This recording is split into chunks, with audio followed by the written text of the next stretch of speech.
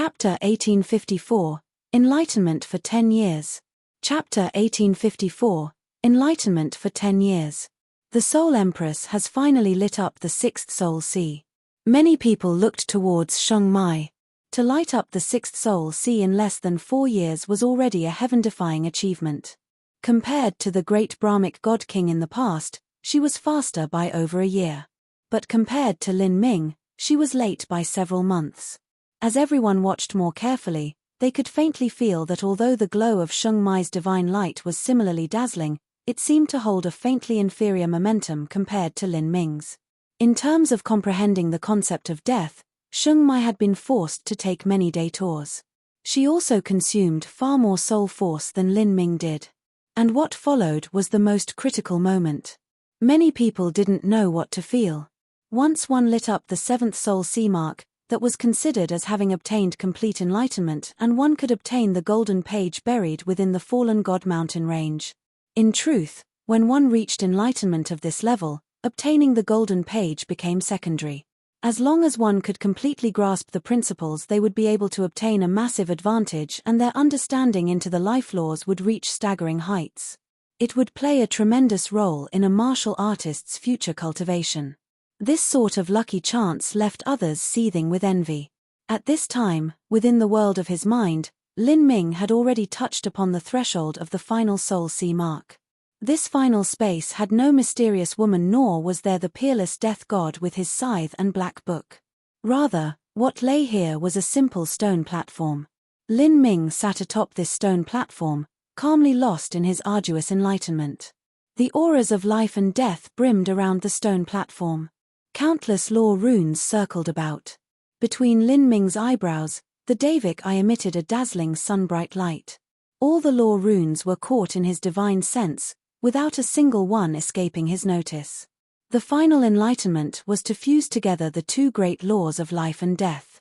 The difficulty of this level would depend on a martial artist's perception and whether or not their previous enlightenments were thorough. If a martial artist just barely managed to grasp the concept of death before reaching this point and attempted the final fusion like this, it would be like drawing water without a source. It was naturally impossible to succeed. For the last 10 billion years, all the young true divinities had failed in attempting to reach the seventh soul sea mark. This wasn't because their perception was lacking, but because the sixth soul sea mark, the concept of death, had been far, far too difficult to understand. Even those young true divinities had barely managed to comprehend it and had consumed far too much energy in the process. But to Lin Ming this wasn't a problem at all, because his comprehensions of the concepts of life and death were extremely solid. All he needed to do was fuse the two together. This was an extremely long process. With Lin Ming's comprehensive capabilities after opening the Davik eye, he gradually fused them together without resorting to any shortcuts. Time slowly passed. Whether it was Sheng Mai or Lin Ming, both were lost in a trance. And at this time, many young elites had journeyed to the fallen god mountain range to witness these two peerless geniuses with their own eyes. They wanted to be present when this legendary historical miracle occurred. Because the time span was far too long, many young elites came and left, and then returned. They watched Lin Ming and Sheng Mai try to reach enlightenment. Some people even came into contact with the soul force domain that Lin Ming and Sheng Mai emitted and were able to gain some minor benefits in understanding the concepts of life and death. Of course, the young spiriters elites that could accomplish this were all extremely talented individuals, people with astonishing perceptions. I wonder whether Lin Muk or Empress Sheng Mai will be able to thoroughly comprehend the mysteries of the phantom god spirit cliff. For so many years, young true divinities have meditated on these shrine platforms and eventually failed, and it's always felt a bit too fantastical to me. Two peerless characters had appeared together, and what was most ridiculous was that one of them was a human. This left everyone scratching their heads in confusion.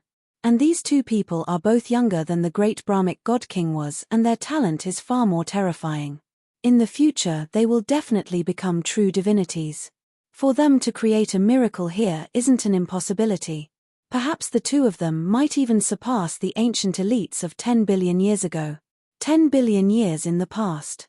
That was the peak of the martial arts civilization. The kings and elites of that era were on average far more powerful than those of today. As for the current martial arts civilization, the truth was that they had undergone a tremendous decline before slowly redeveloping. If an elite of the current era could surpass those of the ancient past, that was an amazing achievement. History cannot be changed so easily. There are many people who believed that the rules of the fallen god mountain range's phantom god spirit cliff have slowly changed over time. That after 10 billion years, this place is no longer suitable for enlightenment. Moreover, the ones who said these things were supreme spiriters elders. I believe there should be some truth to their words. Every person had a different opinion. Many people waited here. Some tried to attempt enlightenment, some tried to cultivate, and like this 3 years passed. Many elites from Empyrean influences came to the fallen god mountain range, and even elites from true divinity level influences. They all used recording crystals or photographic array discs to record the scene of Lin Ming and Sheng Mai attempting enlightenment, and then hurried back to report their information. From all over, hundreds and thousands of large influences had gathered. For a human with heaven-defying talent to suddenly appear in the soul world, this naturally caught the attention of all these influences. In addition, they were also concerned with Sheng Mai's current condition now that she had completed her 7th revolution.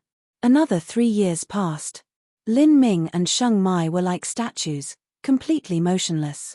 Up to this point, nearly 10 years had passed since they started grasping the principles atop the shrine platforms. In the considerably long history of the spiriters, no one had ever managed to thoroughly comprehend the inheritances of the fallen god mountain range. Because of this, no one knew how long Lin Ming and Sheng Mai would continue in this state. Time passed. Spring and fall came and left, and the 10th year soon finished. Suddenly, a vast divine light fell from the void, scattering all the fog from the fallen god mountain range. This divine light was like a holy blade that thrust into the skies above the fallen god mountain range before eventually falling down onto the shrine platform where Lin Ming was. Lin Ming, together with the shrine platform that was several thousands of feet high, was completely shrouded by that pure divine light. For a time, crazy winds rose throughout the entire fallen god mountain range. Soul force crazily converged, gathering into a massive vortex that swirled around Lin Ming. Endless soul force revolved, forming a massive spiral-shaped arm that sucked up all the law fragments around the fallen god mountain range. The center of the vortex slowly fell down, forming a titanic funnel that dropped onto Lin Ming. As everyone saw this, they were incomparably shocked. They could faintly realize that Lin Ming's enlightenment was reaching its final crescendo. In other words, he would really light the 7th soul sea mark soon. Everyone stared blankly on as the runes on Lin Ming's shrine platform shined. Light spread all over, lighting up the entire shrine platform like a rising sun. The 7th soul mark had lit up. Seeing this scene, even though the spiriters elites had steeled their minds for it, they were still left dumbfounded. They found it hard to come up with any words. This was because they knew this was a moment where history was being rewritten. Lin Ming had created a history of his own. And what they found the hardest to accept was that the one who created this history was actually a human. He had taken away the inheritance that no spiriters elite had managed to take through all these years. This result left all the spiriters elites feeling frustrated. As for supporters of Sheng Mai like Jade Lifestone and the others, they felt sick to their stomachs. This is. A spiriters elite suddenly pointed towards the skies. In that purple vortex, blue and black energies circulated, like a yin-yang diagram. These two energies twined together, mutually relying on and enhancing the other. This scene continued for an incense stick of time. Slowly, these two energies dissipated, spreading out and becoming outlines of runes in the skies. These runes spread out far and wide into the horizon, each one containing the infinite charm of the great Tao, making the heart race. These are runes condensed from the source laws of the concepts of life and death. The elites present included several world king-level powerhouses. As they originated from large influences, they had extraordinary experiences. When they saw these life and death runes form with their own eyes, their minds trembled. As everyone heard a world king speak, they all turned to look at the spinning runes in the skies. Most of them were unable to ascertain the mysteries contained within the runes, but they could still clearly feel just how terrifying these runes were. This was because the aura of these runes was able to faintly affect their souls and blood energies, causing their entire beings to resonate with them. These were the source laws of life and death. Many martial artists who came to the fallen god mountain range might not be able to comprehend any profound principles, but they still knew that on the shrine platforms, the main focus was on the laws of life and death. When these two laws joined together, they created existence itself. Seeing these dancing runes in the air, these martial artists were left seething with jealousy. If they could just obtain a single rune and perceive it, then the benefits to their cultivation could be imagined. And as their eyes blazed with greed, they focused their vision on these law runes in the wild hopes that they would be able to comprehend something. But suddenly, the vortex accelerated in speed before slowly settling down and converging on a single point. Winds whipped up. With Lin Ming as the center, all of these law runes swept into him, as if he were a whale drinking in water. Millimeter? This is.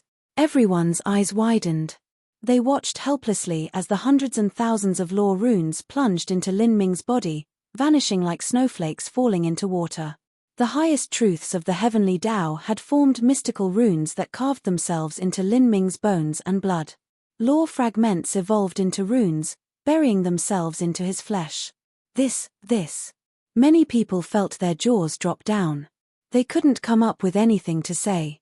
For many elites of large influences, their eyes were red with desire. They would be more than satisfied with obtaining just a single one of these precious source runes. But what a pity, these wishes were nothing but a wild dream. All of them had been completely absorbed by Lin Ming. Just what kind of lucky chance was this? It left them jealous enough to vomit blood. I want one. Just a single one is fine. Some people whined and stomped their feet.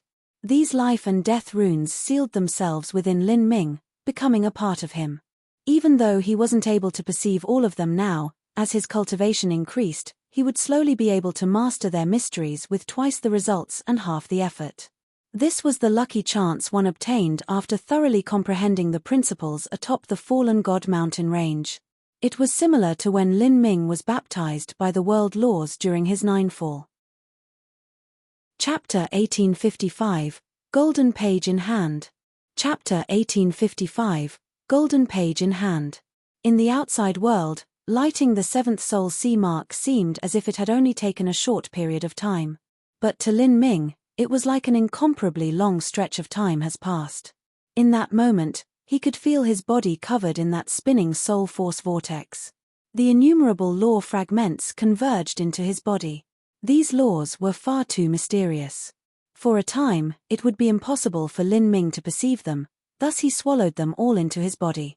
The current Lin Ming was in an extremely delicate state.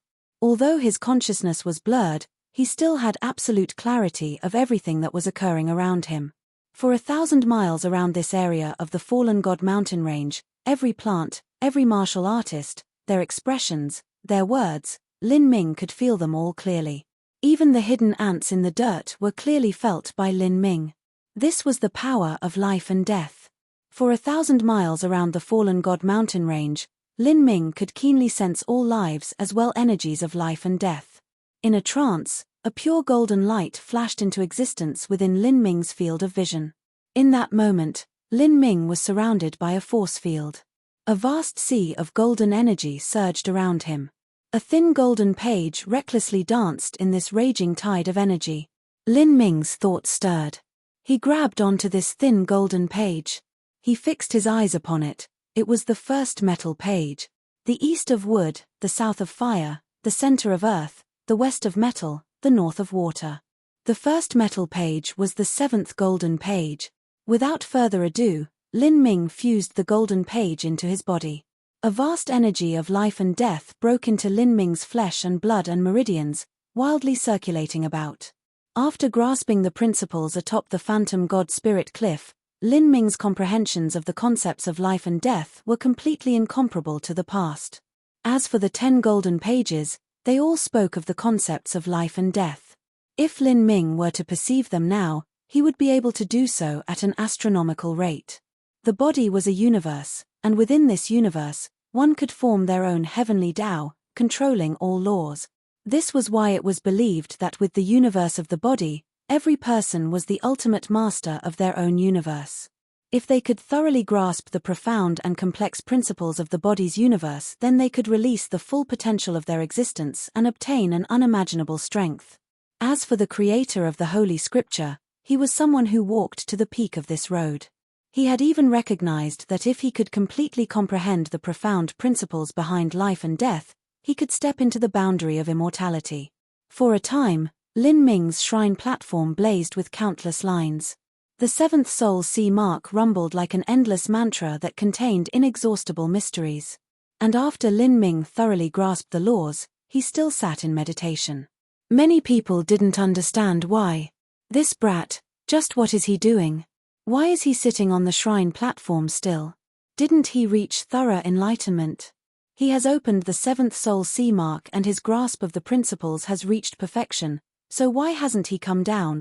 Many soul world martial artists said with envy thick in their voices. They often sat on the shrine platforms for only several months before their soul force was exhausted and they were forced down. But Lin Ming actually stayed up there for a full 10 years to grasp the principles and light up the 7 soul sea marks completely.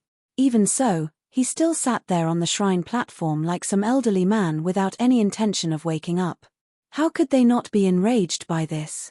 He is perceiving the golden page. At this time, a world king elite from an Empyrean influence side. When the mysterious world law runes came out, many of the martial artists with insufficient cultivation were only able to see the charm of the great Tao as it danced everywhere in the air. But as a world king, and an extremely talented one at that, he also saw a golden page flash within those law runes like a wisp of golden light before sinking into Lin Ming's body. Afterwards, Lin Ming continued with his enlightenment. In a single go, Lin Ming had lit up 7 soul sea marks after grasping the principles for 10 years without needing a single breath of rest in the middle. Then, he even continued to perceive the golden page. The intensity of the soul force required for this and his comprehension of the laws left one sighing with praise. Many martial artists felt their jaws drop as they heard this world king speak. They were at a loss for words. To even continue perceiving the golden page now, was his spiritual sea made of divine iron or something? Isn't he tired? Doesn't he need to rest? Someone asked, puzzled. The world king shook his head. His understanding into the concept of life must have reached an incredibly high boundary. By just relying on the concept of life, he should be able to derive energy from the surrounding world to nourish his spiritual sea, so that his soul force continues to restore itself. For these last 10 years on the shrine platform, Lin Ming's comprehension of the laws has been making leaps and bounds forwards. Although it can't be called a state of sudden enlightenment, it is similar. In this state, he won't easily wake up. If I were him, I would also do the same. The world king who spoke had an extraordinary level of experience. Those who could become world kings before 3,000 years of age were all abnormal individuals, and with their eyesight they could naturally see what Lin Ming was doing. What? Sudden enlightenment for 10 years. Many people were stunned silent. A state of sudden enlightenment could only be discovered through a stroke of fate. In one's entire lifetime, they might encounter such a state only a dozen or so times, or even a few dozen times. Each time, entering this state for several hours was already more than amazing, and to be in this state for an entire day could be called a great lucky chance. But to enter a state of sudden enlightenment for 10 years, that was simply incredible.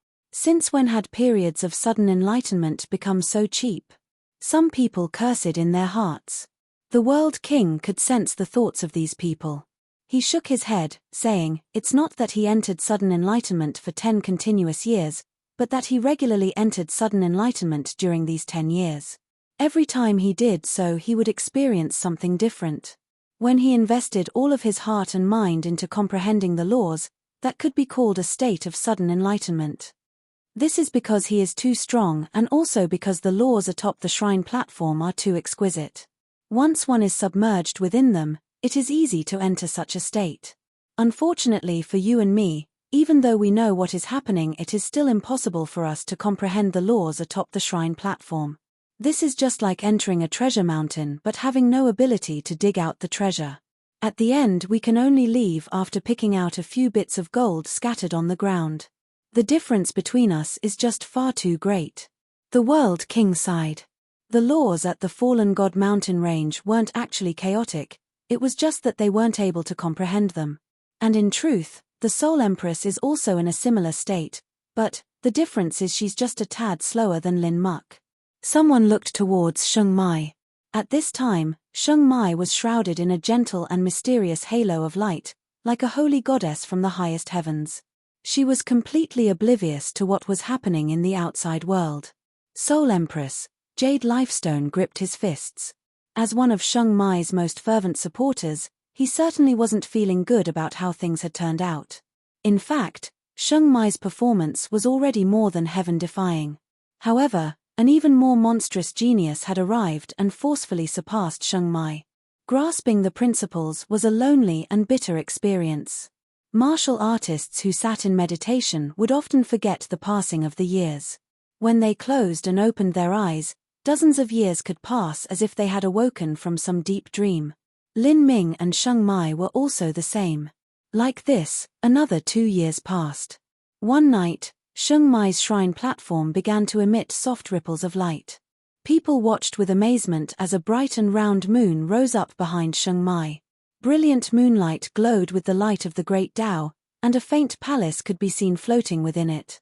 The lilting song of a goddess echoed outwards, and this enchanting immortal tune accompanied the aura of the Great Tao, making people feel lost in ecstasy within the melody. Soul Empress, someone excitedly said. Sheng Mai had finally lit up the 7th soul sea mark. Between the heavens and earth, endless soul force gathered, condensing into a blue lake that floated above the shrine platform. This lake had fish, plants, and shrimp within it. The plants glittered like carved crystals and the fish and shrimp were brimming with spirituality. The aura of the concepts of life and death condensed in the lake waters, forming all sorts of mystical runes. These runes wandered in the water, filling everything with an auspicious and peaceful feeling. After the Soul Empress lit up the 7th soul sea, she also formed law runes. Someone cried out in alarm. This was the same as Lin Ming. However, Lin Ming's law runes formed in a massive soul force vortex, whereas Sheng Mai's law runes formed in the peaceful waters of a lake. From opening the 5th and 6th soul sea marks, the phenomena that appeared on Sheng Mai's shrine platform were completely different from the phenomena that Lin Ming produced. Although Sheng Mai's phenomena were beautiful and sacred, they missed a bit of Lin Ming's swift fierceness and overwhelming aggressiveness. The runes within the lake waters began to converge into Sheng Mai's body. For a time, Sheng Mai's entire body was drenched in this lake water, her clothes floating and rippling about her, making her seem like a beauty not of this world. A moment later, all of this lake water submerged into Sheng Mai's body, vanishing without a trace. Then, Sheng Mai's eyes flashed open. Her clothes fluttered about her and she stepped onto the wind, floating like a goddess exiled from the highest heavens, ethereal and untainted by the world. She had secluded herself from the world for 12 years, immersing herself in the world of her mind. She had no idea what happened in the outside world. Soul Empress. The Soul Empress is awake. Many people excitedly said. The Soul Empress had also thoroughly grasped the principles atop the fallen god mountain range, the only difference being that she was slower than Lin Ming. Sheng Mai didn't care about the excited martial artists all around her. In truth, compared with 12 years ago when Sheng Mai first started grasping the principles, there was over a dozen times the number of martial artists present. Now, whether it was space in the skies or on the ground, the phantom god spirit cliff was piled up with crowds of people. Even those people who had been grasping the principles atop the shrine platforms had stopped as they noticed Sheng Mai wake up. They all turned to look at her. After being stared at by all these people, and even with there being dozens of times more martial artists than there were originally, Sheng Mai's expression didn't change at all. She was slowly savoring what she had experienced and obtained in these last 12 years. I have finally become aware of the laws atop the shrine platform. Although I have only perceived the tip of the laws here, I have still done so. Once I complete my 8th revolution, I can return to the fallen god mountain range and comprehend even more things. Sheng Mai has grasped the principles for 12 years and fully realized just how difficult it was to do so. It was no wonder that for billions of years, there hadn't been a single spiritus martial artist that had managed to completely open the 7 soul sea marks. It was just far too difficult a task.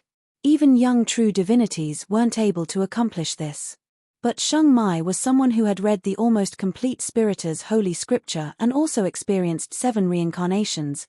This was equivalent to undergoing 7 cycles of life and death. Thus, her understandings towards the concepts of life and death had reached a mind-boggling boundary. In this case, even though she came to the shrine platform to grasp the principles, she was still barely able to perceive the true meaning of the laws here. Others simply wouldn't have her lucky chances, so the possibility of them successfully grasping the principles was nearly zero. Chapter 1856, Win and Lose. Chapter 1856, Win and Lose. Recalling the 12 years of grasping the principles, in particular opening the 6th soul sea mark, the difficulty of this trial left one dumbfounded. Even Sheng Mai had nearly fallen off the shrine platform, unable to continue. If this had happened, Sheng Mai would no longer have been able to completely grasp the principles in a single attempt. It would inevitably have been a tremendous disappointment. As all these thoughts raced through her mind, she looked towards Lin Ming. She saw that Lin Ming was still sitting on his shrine platform, not finished with his meditation. Sheng Mai always believed that Lin Ming was strong, perhaps even stronger than she was at the same cultivation boundary, but in terms of understanding existence and the laws of existence, it was impossible for Lin Ming to compare with her. In terms of grasping the principles atop the shrine platform, Sheng Mai had absolute confidence she could suppress Lin Ming. Thus, when Lin Ming proposed conditions in forming an alliance with the humans and spiriters, that was the reason why her response had been so cold, because she didn't believe that Lin Ming would be able to fulfill his conditions. Now that she saw Lin Ming immersed in his meditation still, she wasn't surprised at all.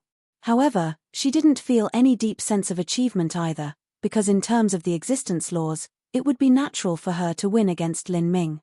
But after several breaths of time passed, her expression froze.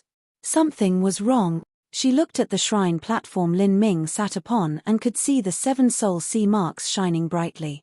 Moreover, that final 7th soul sea mark was like a dazzling sun, illuminating the world. This is... Sheng Mai was startled. How could this be?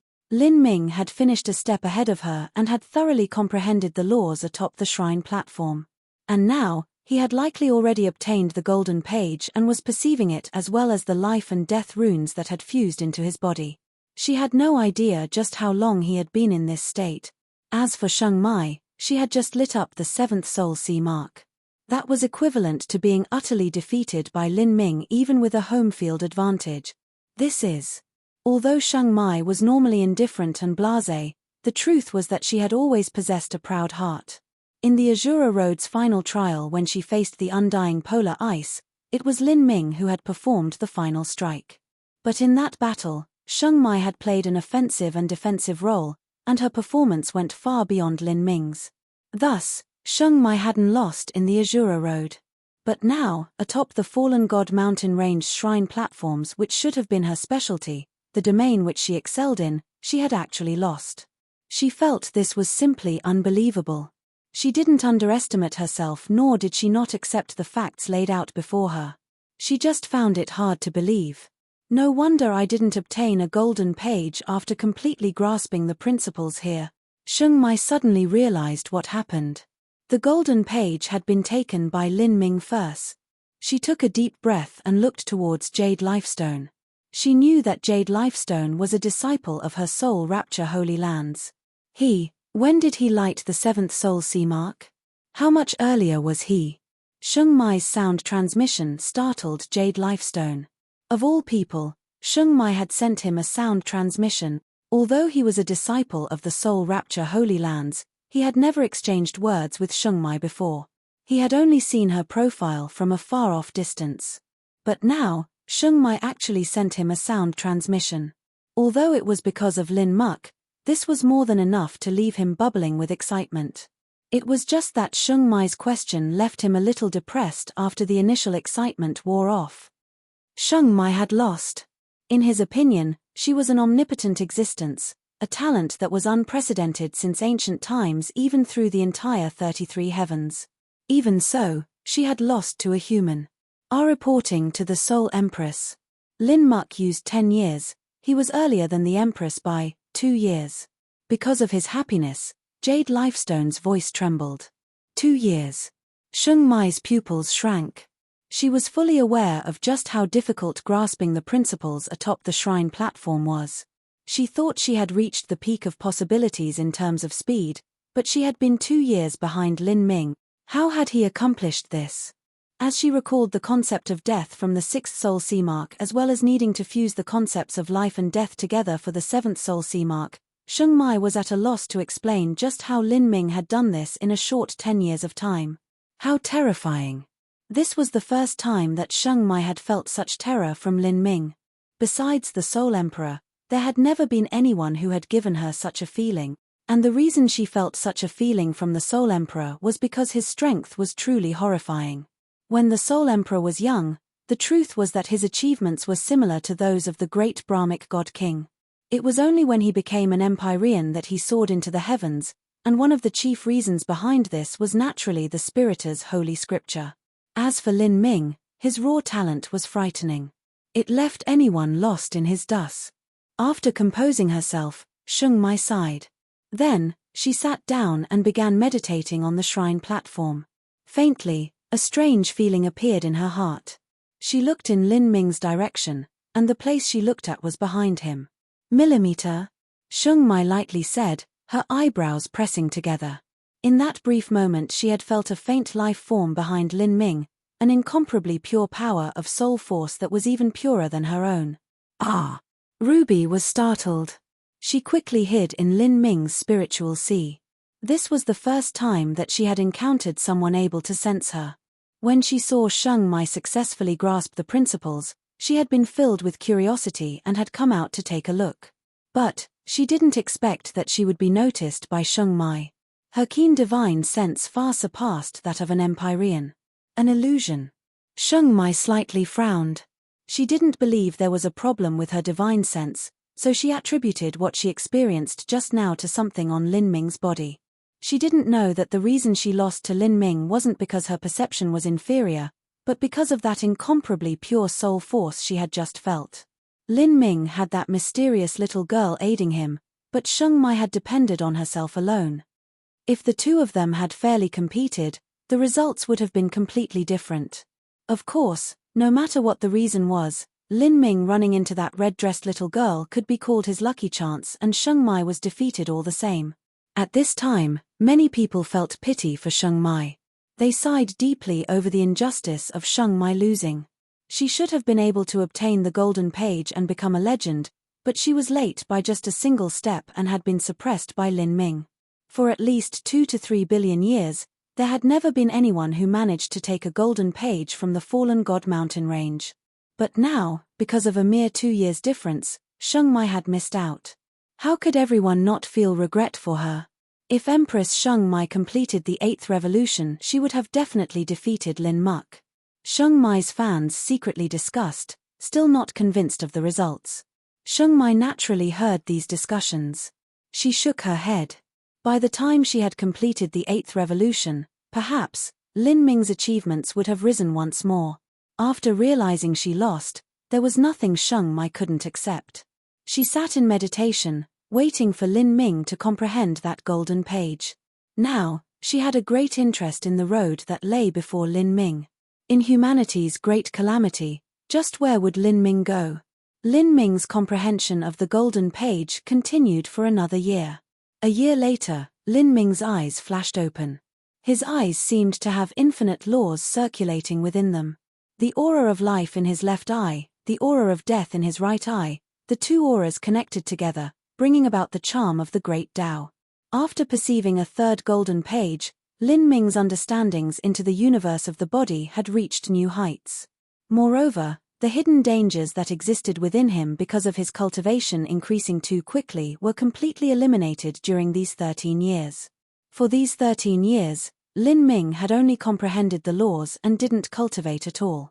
Otherwise, breaking into the late Holy Lord realm wouldn't have been difficult at all.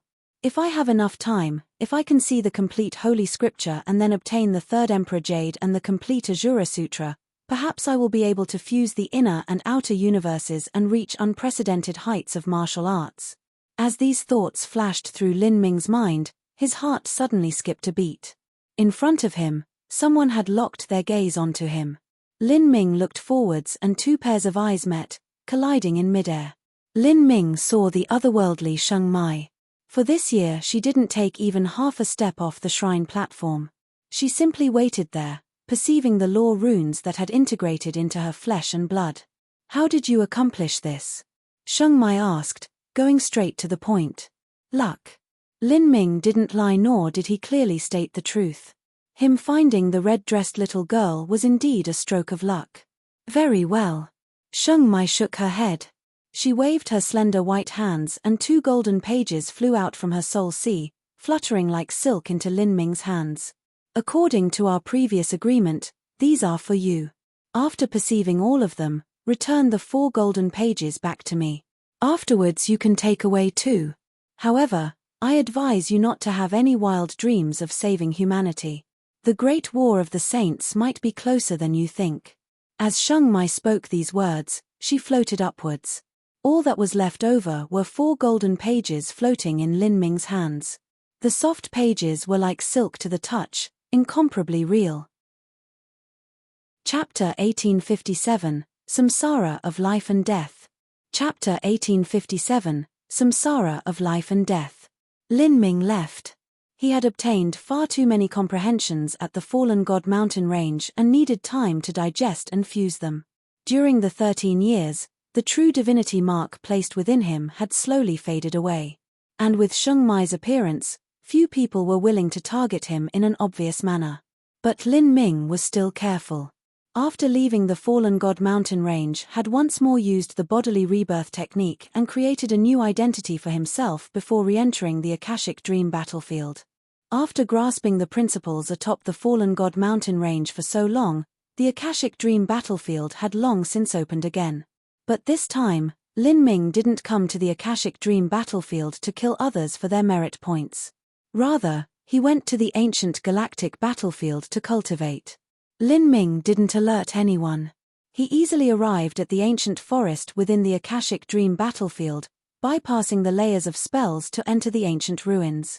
This was where the Azura Road Master and the creator of the Holy Scripture had fought 10 billion years ago. The reason he chose to come here was because this was a land where the auras of the Azura Road Master and Holy Scripture creator had fused together. Lin Ming held great ambitions. He wanted to cultivate essence, energy, and soul, simultaneously fusing together the universe of the body with the universe of the world, creating a road of martial arts that had never been seen before. Thus, this ancient galactic battlefield was the best training place for him.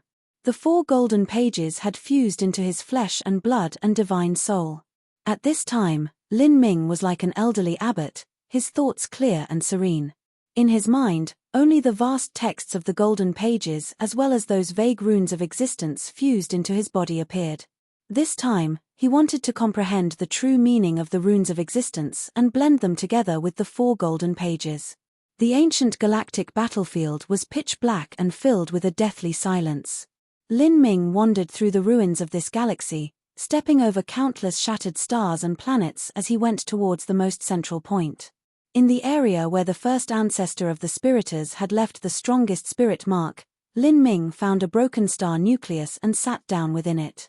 Not too far away, Ruby had manifested and was following him. As Ruby appeared, the surrounding strange black runes were stirred up by her. They were like fish that saw food, swimming towards her before sinking into her body. Lin Ming sighed upon seeing this. Ruby was like an inherent being born of the laws. Not only could she see through all laws, but law runes would chase after her on their own initiative. He really couldn't imagine what her origins were. Lin Ming quickly entered the fused martial intent state. Behind him, the body tree slowly spread out, its lush leaves shining as he started to perceive the runes of life and death. Soon, Lin Ming immersed himself into a completely convoluted realm, becoming one with the icy darkness around him. In his mind, the ancient texts recorded atop the golden pages thundered loudly. The endless writings floated up and down like mountains, containing limitless mysteries. After thoroughly grasping the principles atop the shrine platform, it was far easier for Lin Ming to read these golden pages now. He didn't feel the agonizing pain of needles stabbing his eyes, nor was he in a situation where he couldn't read the words. This was because he had already immersed himself in them and was able to extricate them. The golden pages were things passed down from the infinite past, the essence of the legacy of someone who had been able to create their own universe. Wanting to completely master them in a short period of time was impossible. Every time Lin Ming comprehended the golden pages, he would only comprehend a small part of them. Much of their contents still slumbered deeply within him, shrouded in a thick fog, obscured and unclear. The reason he came here now was to shorten the time it would take him to slowly digest these accumulations. A ghostly light began shining out from between his eyebrows, as if an eye were opening. This was a mystical light, one that seemed as if it could illuminate the past, present, and future. It shined upon the fighting runes left behind by the Azura Roadmaster and the Spiritor's ancestor, making them also release a bright luster. This strange eye was the Davik Eye Dao Palace that Lin Ming had recently opened. As the Davik Eye Dao Palace appeared, it seemed to illuminate the universe in all directions, clearing away the fog and uncertainty. Many of the blurry texts of the golden pages that were shrouded by fog within Lin Ming's spiritual sea began to shine as the endless light of the Davik Eye Dao Palace warmed them. The texts began to become increasingly loud, and a large portion of the thick fog surrounding them dissipated, as if a sun was breaking through the endless morning horizon. Every word was like an ancient god-king, whispering as they spoke of infinite true meanings. Lin Ming didn't understand these sounds of the great Tao at the start. But gradually, his body and divine sea were impacted by the sounds of the great Tao. Some texts began to pervade his nearly indestructible body. On his skin that was as tough as stars, tiny characters appeared like tadpoles swimming in water, followed with innumerable images. Some supreme elders were soaking up stars in the center of the universe, turning into ancient suns that lit up the endless expanse. A god-king used his flesh and blood to build up a world. His energy turned into rain that nourished all life. More and more true meanings appeared that enlightened Lin Ming's divine soul. The endless information was like raging rivers as it rushed into him. As time passed, his understandings of the golden pages became increasingly profound.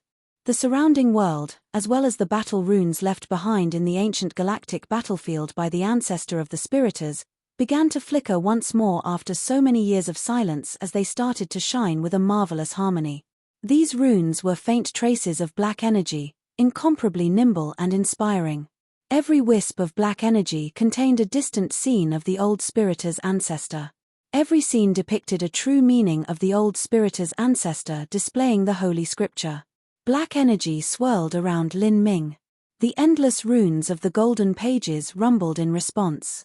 Even the old battle runes left behind by the old Spiritor's ancestor were dyed in shining gold. Lin Ming immersed himself within all of this, lost in waves of enlightenment that he couldn't take himself out of. Universe, space and time, life and death. Gradually, the ancient texts immersed in his skin began to glow. Then, his flesh and blood, bones, and even his divine soul began to roar out together. As this thunderous sound spread out, he fell into a trance and went utterly still. First his heart stopped and his blood flow came to a standstill. A single breath extended for such a long time that it seemed to completely vanish. He sat solitarily in that icy dark ancient galactic battlefield. Within the void, he seemed to melt into the shattered star nucleus where he was. An unknown period of time passed. His skin and flesh started to dry up, and rings began to appear around his bones like mysterious marks. He remained motionless as before, even with his vitality seemingly cut off. If another martial artist were to see him in such a state, they would definitely be surprised, because his current appearance resembled that of true death. After another period of time, Lin Ming's skin began to flake away, turning into dust that scattered into the world. However, from beneath this old skin, baby-like crystalline skin started to appear, filled with vitality, like the new spring after winter. As time passed, Lin Ming's blood vitality became increasingly vibrant. His body was like the most perfect heavenly material, sparkling with a brilliant light. His fires of life were a raging conflagration, filled with a potent strength. Every breath he took seemed to cause the essence energy of the world to tumble about, and if this essence energy were collected it could be refined into precious miracle medicines. During the process of enlightenment, the runes of existence within his body had further fused with him, allowing him to experience a transformation of life and death. First, the vitality of his mortal body was severed, and as he lay on the verge of death, new life emerged. Lin Ming opened his eyes. In the endlessly dark galaxy, his two eyes seemed to radiate like twin stars. His back flew upwards and his entire body was naked. However, he still sighed with emotion as he shook his head. What a pity, I only have the runes of life and death and the 4 golden pages. I don't have the complete Holy Scripture nor the Black Book. The golden pages represent the life of the Holy Scripture and the Black Book represents death. Without having seen the Book of Death, it's impossible for me to comprehend death to the extreme. After grasping the principles this time, Lin Ming's understanding towards the meaning of life and death contained within the Holy Scripture had reached new heights. If he could fuse together with the Black Book and become fully aware of the concept of death, then it wouldn't be so simple as shedding off his old skin. Rather, he could allow his body to decay, his flesh and bones to completely collapse. That was true death. And when death reached the extreme, he could use the golden pages of life to undergo rebirth after death. He would glow with the strongest vitality and remold his mortal body to obtain new life. This was the same as being reborn. In other words, reincarnation. Even his skeletal age would change. This was truly changing the rules of the heavens and earth. This was the origin of the grand reincarnation art that Sheng Mai cultivated. After undergoing a cycle of death and rebirth, that was the same as being reincarnated through samsara once. After that, if one could fuse together the eternal soul, then they could cultivate the law of eternal life and exist forever within the world. That was the complete Holy Scripture. The Black Book. I'd really like to see it. Lin Ming thought with some regret. If he could cultivate both the Black Book and Golden Book, then every reincarnation would push his strength to new limits. Unfortunately, he would never be able to obtain the Black Book. Even if he requested it from Sheng Mai, she wouldn't be able to lend it to him. The key point here was that Sheng Mai also didn't possess the Black Book, because the Black Book was in the hands of the Soul Emperor. Perhaps this Black Book was the greatest lucky chance of the Soul Emperor's life. How could the Soul Emperor politely pass off his life's greatest lucky chance to others? Out of everything Lin Ming possessed, only the value of the magic cube surpassed that of the Black Book. But wanting to trade away the magic cube was naturally impossible. Helplessly shaking his head, Lin Ming waved his arm. Endless power of existence condensed on his body, forming a long light purple robe. He called out for Ruby, who hid herself in his body. Then, they left the galactic battlefield. He thought that a long period of time had passed since his enlightenment. Perhaps the Akashic Dream battlefield had opened and closed several times already. Lin Ming left the ancient battlefield and also left the forest. He wanted to find someone to ask when the Akashic Dream battlefield's entrance would open. At this time, Lin Ming's thoughts stirred and he froze where he was. Not too far away, he could see a lake. This lake was beautiful like liquid jade, and what was strange was that there wasn't even the smallest wave. It could be called extremely peaceful, or even still to the point of death. Around the lake, there was no grass, only a grey rocky shore. Someone was sitting on an embankment, a rod in his hands as he fished from the lake. From afar, this person was a youth. Lin Ming looked at this youth's back, staring for a long time. He didn't know why, but he could feel a strange aura from the youth's back. Chapter 1858, The Old Youth. Chapter 1858, The Old Youth. This youth didn't have the aura of laws around his body and his foundation was ordinary.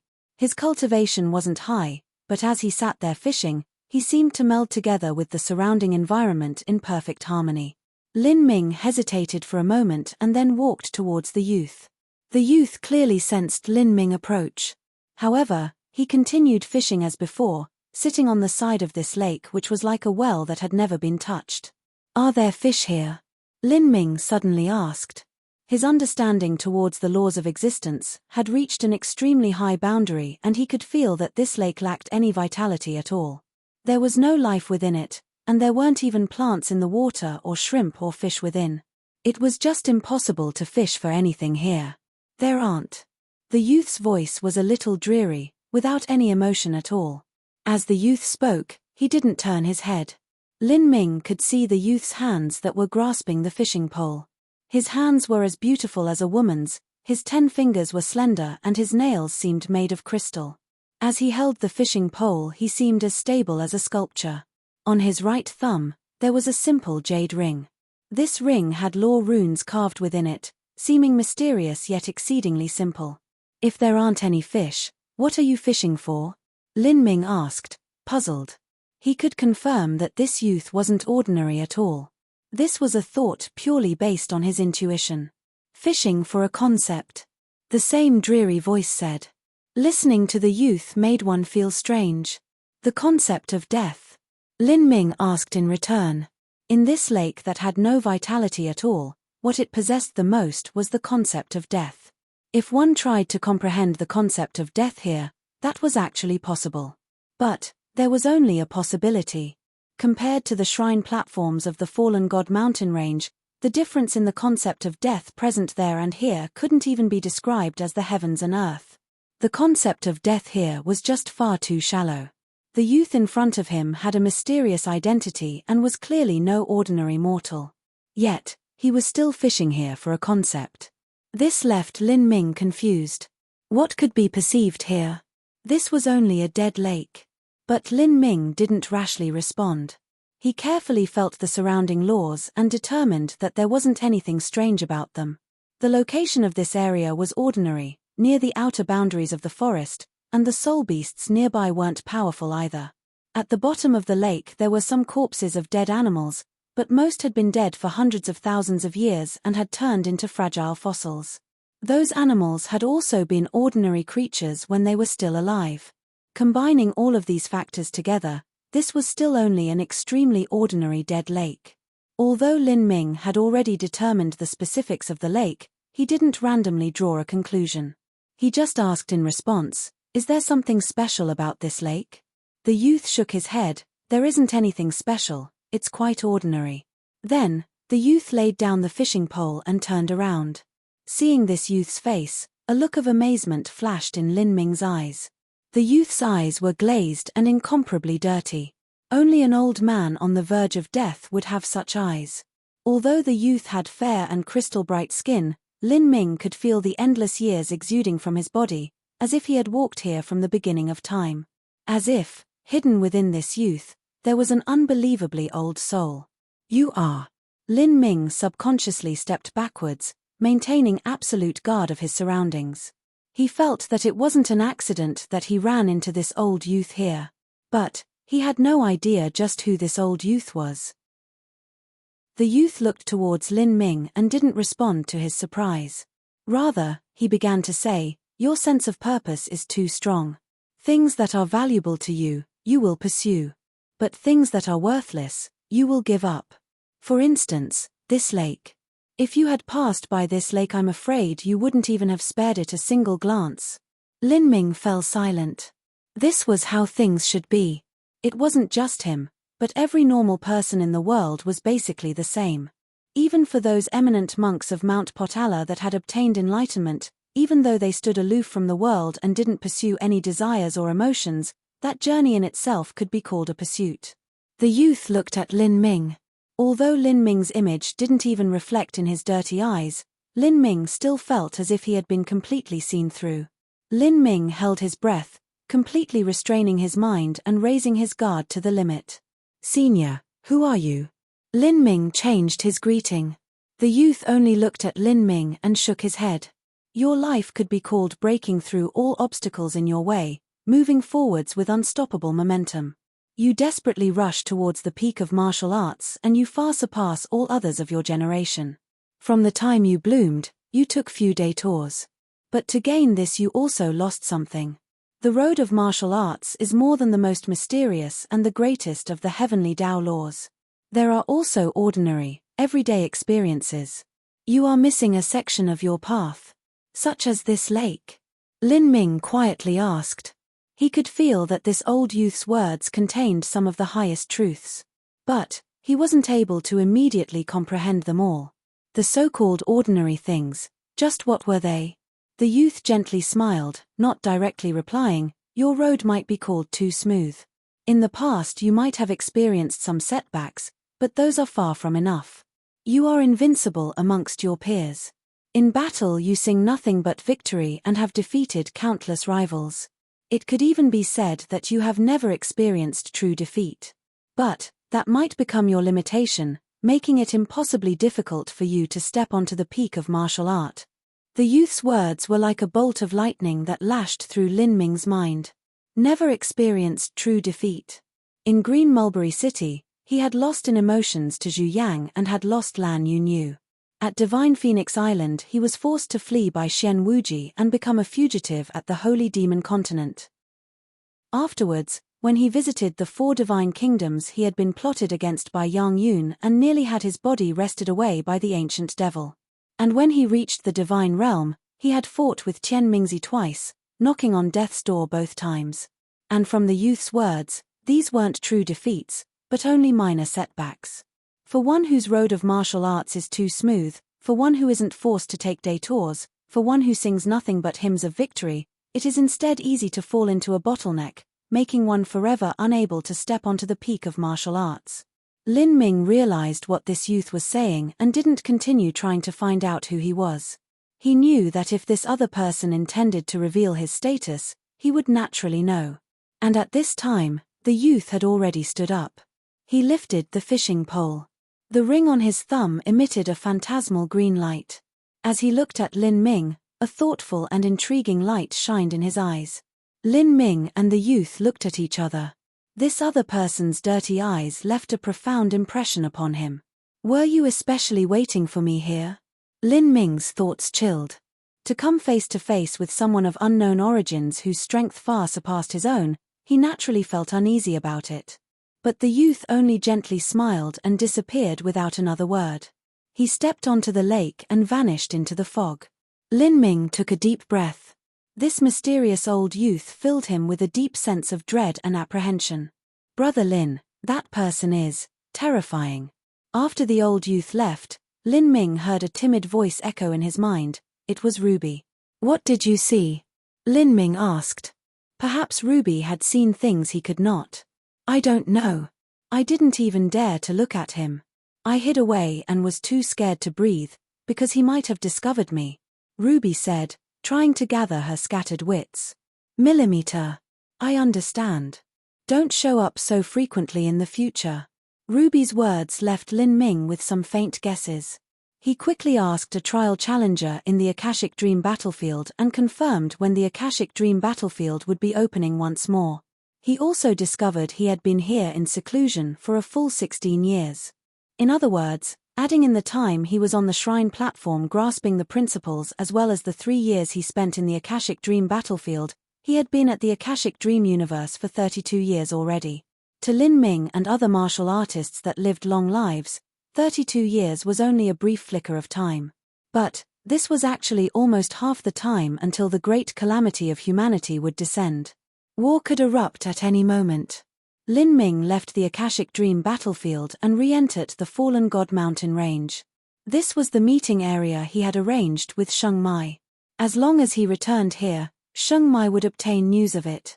Lin Ming and Sheng Mai's meeting was so that he could return the golden pages to her. "You saw him?"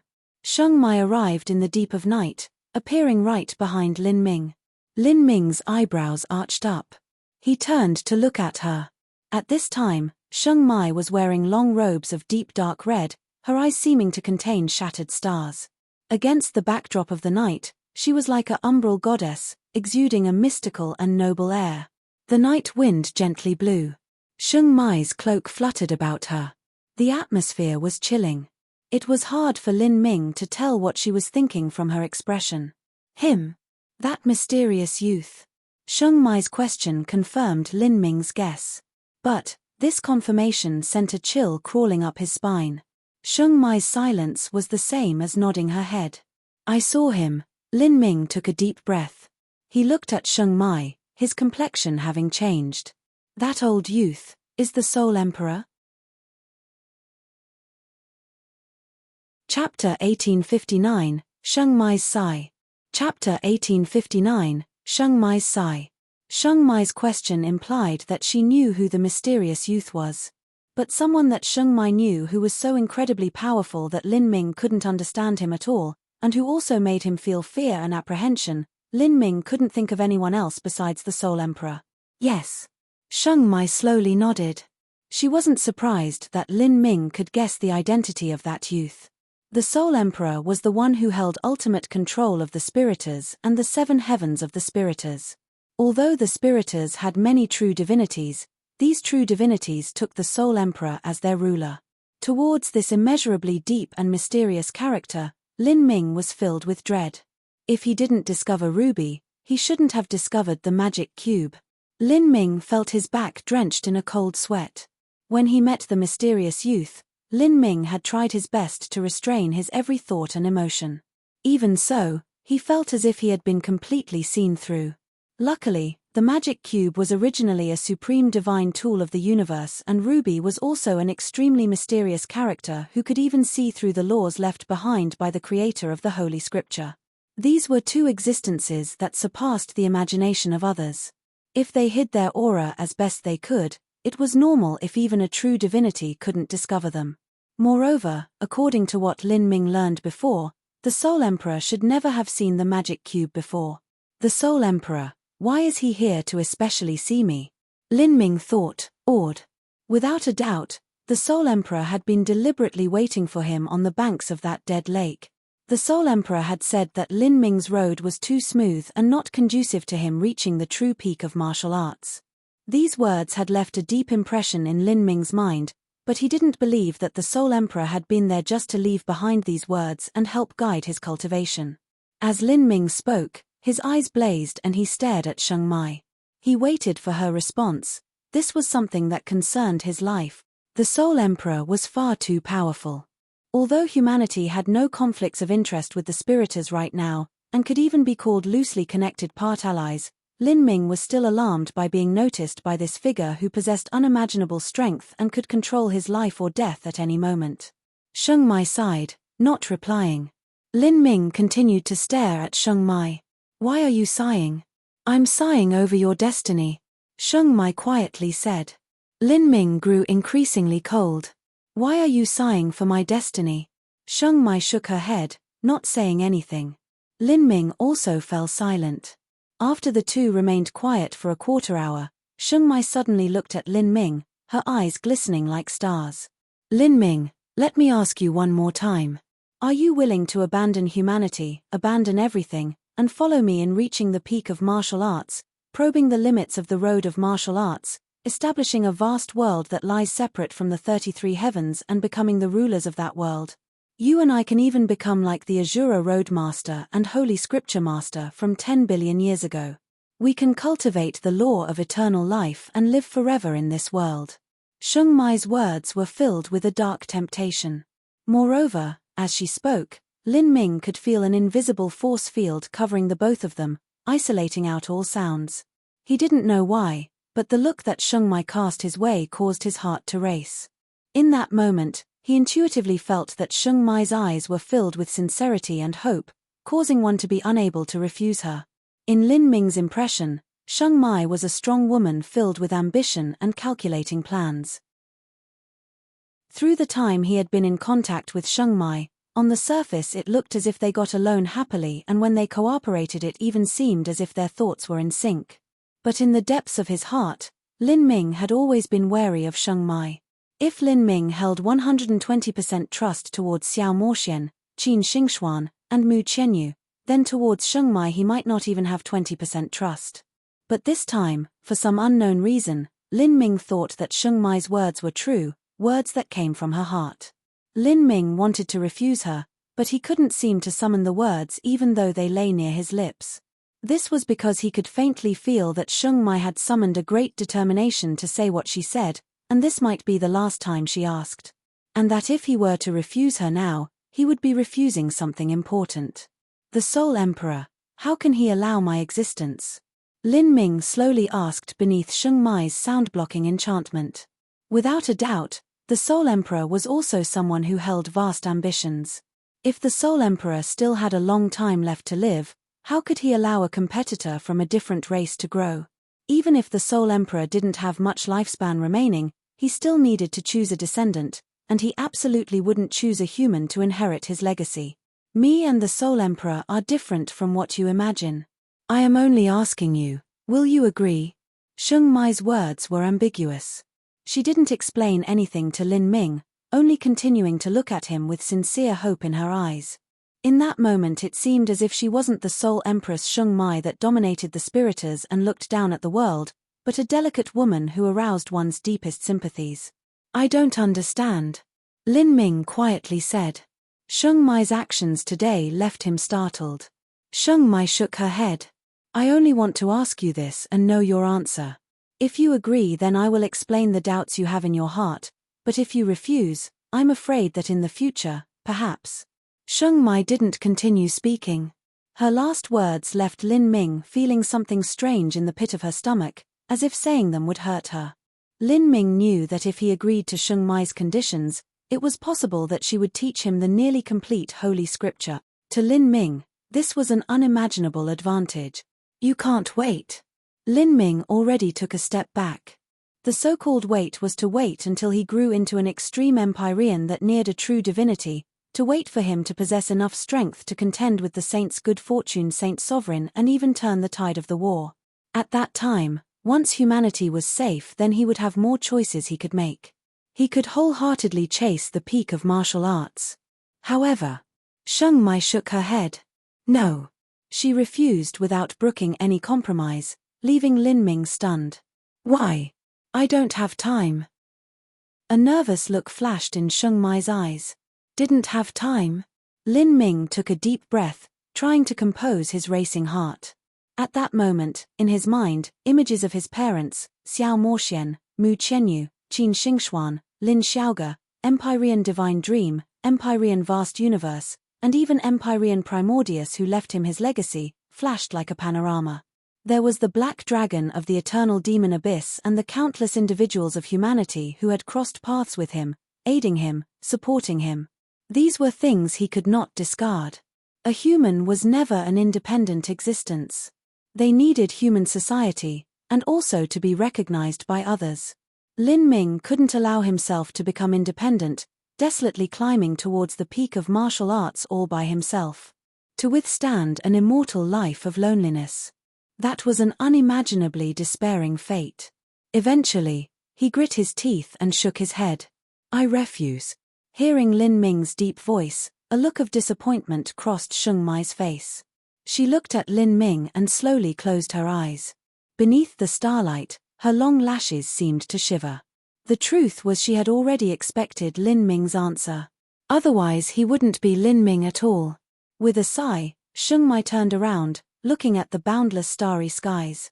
Her outstanding figure was outlined with her dark red dress.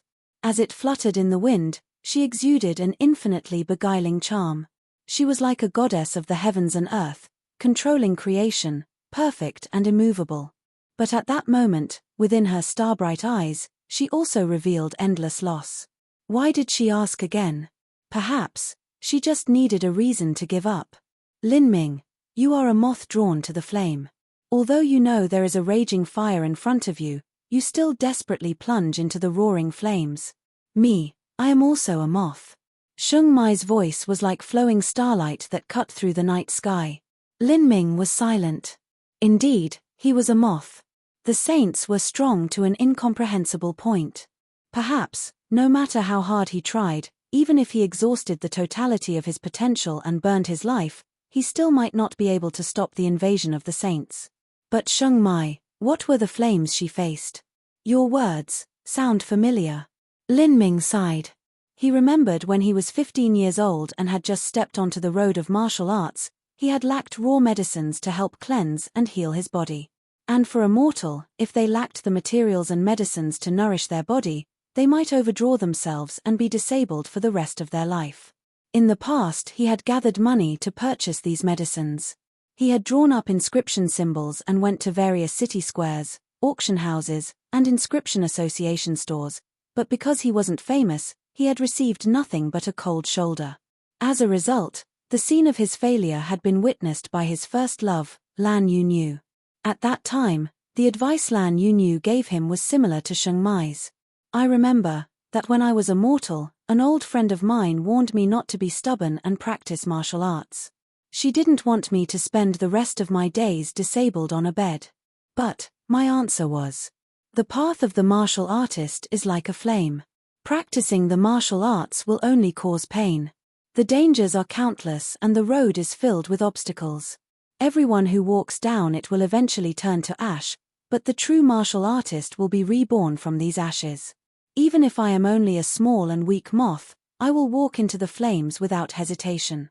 I will fight my destiny for a 1 in a million chance that I will experience my own samsara and be reborn as a flaming phoenix. And even now, I am no longer a moth. As Lin Ming spoke these words, he didn't know what he felt in his heart. He knew that he was discarding an easy road to take, and choosing to walk down one filled with thorns and obstacles, and he didn't even know whether or not he could reach the end of this road. And when he chose to take this road, he seemed to have hurt Sheng Mai. Even so, Lin Ming didn't know what difficulties Sheng Mai had that she couldn't bring up. Forget the words I've said tonight. Sheng Mai suddenly calmed down. She turned around, the disappointment in her eyes already completely vanished, replaced with cold indifference. It was as if what Lin Ming had seen and heard was just an illusion. As if that pitiful Sheng Mai had never existed at all. She was the same as she had always been, the Empress of the Spiriters, dominating the world, looking down upon all others. Lin Ming, a worm that lives amongst the dead leaves and fallen branches, will never understand the beauty and greatness of this world. You have far too many chains shackling you down. The road of martial arts is to struggle for life with the heavens, and to climb to the peak of martial arts is to crush the heavens beneath your feet. Since ancient times, those that were willing to discard all others naturally possessed extreme talents of their own, and yet they were still defeated, much less someone like you who has chosen to place such a great weight upon yourself and shoulder the destiny of your race. Don't you know the story of Empyrean Divine Seal from 3-6 billion years ago? He was a truly peerless character, a true dragon of the world, but he also chose to shoulder the destiny of humanity and in the end he died in battle. What a pity, what a loss. Sheng Mai softly sighed. Lin Ming shook his head. I am not Empyrean Divine Seal. My road is one I will walk down myself. And the choices I make, I will not regret them in the future. Chapter 1860, 100 million years. Chapter 1860, 100 million years. Lin Ming's last words were calm but steadfast. Beneath the shimmering moonlight, Sheng Mai and Lin Ming looked at each other, neither speaking for a long time. Lin Ming didn't know just what Sheng Mai was thinking. He even faintly felt that if he were to part ways with Sheng Mai today, if they were to meet again in the future their relationship would no longer be the same. Your golden pages. Lin Ming waved his hand and 4 golden pages flew towards Sheng Mai. Sheng Mai received the golden pages and turned to leave. But at this time, Lin Ming called out to her, wait one moment. Sheng Mai stopped. With her back to Lin Ming, her black hair fluttered in the night wind. Bathed in starlight, her entire body sparkled with a gentle brilliance. I have a question, you can choose not to answer. Lin Ming said after a moment of hesitation. Speak, Sheng Mai faintly said. She knew that even if Lin Ming called out to her, he wouldn't have changed his mind. I want to ask, when you asked me to leave with you, was it to follow you, or follow the Spiriters? Lin Ming always felt something was off, as if Sheng Mai had something she couldn't say. Every time she sent a sound transmission she also isolated herself from the outside so that no one could eavesdrop. Even amongst the Spiriters she seemed to be wary of something. This made Lin Ming feel that the situation was a bit unusual. Since she didn't want the Spiriters to eavesdrop on her, then that meant the words she spoke must have vaguely involved some secret.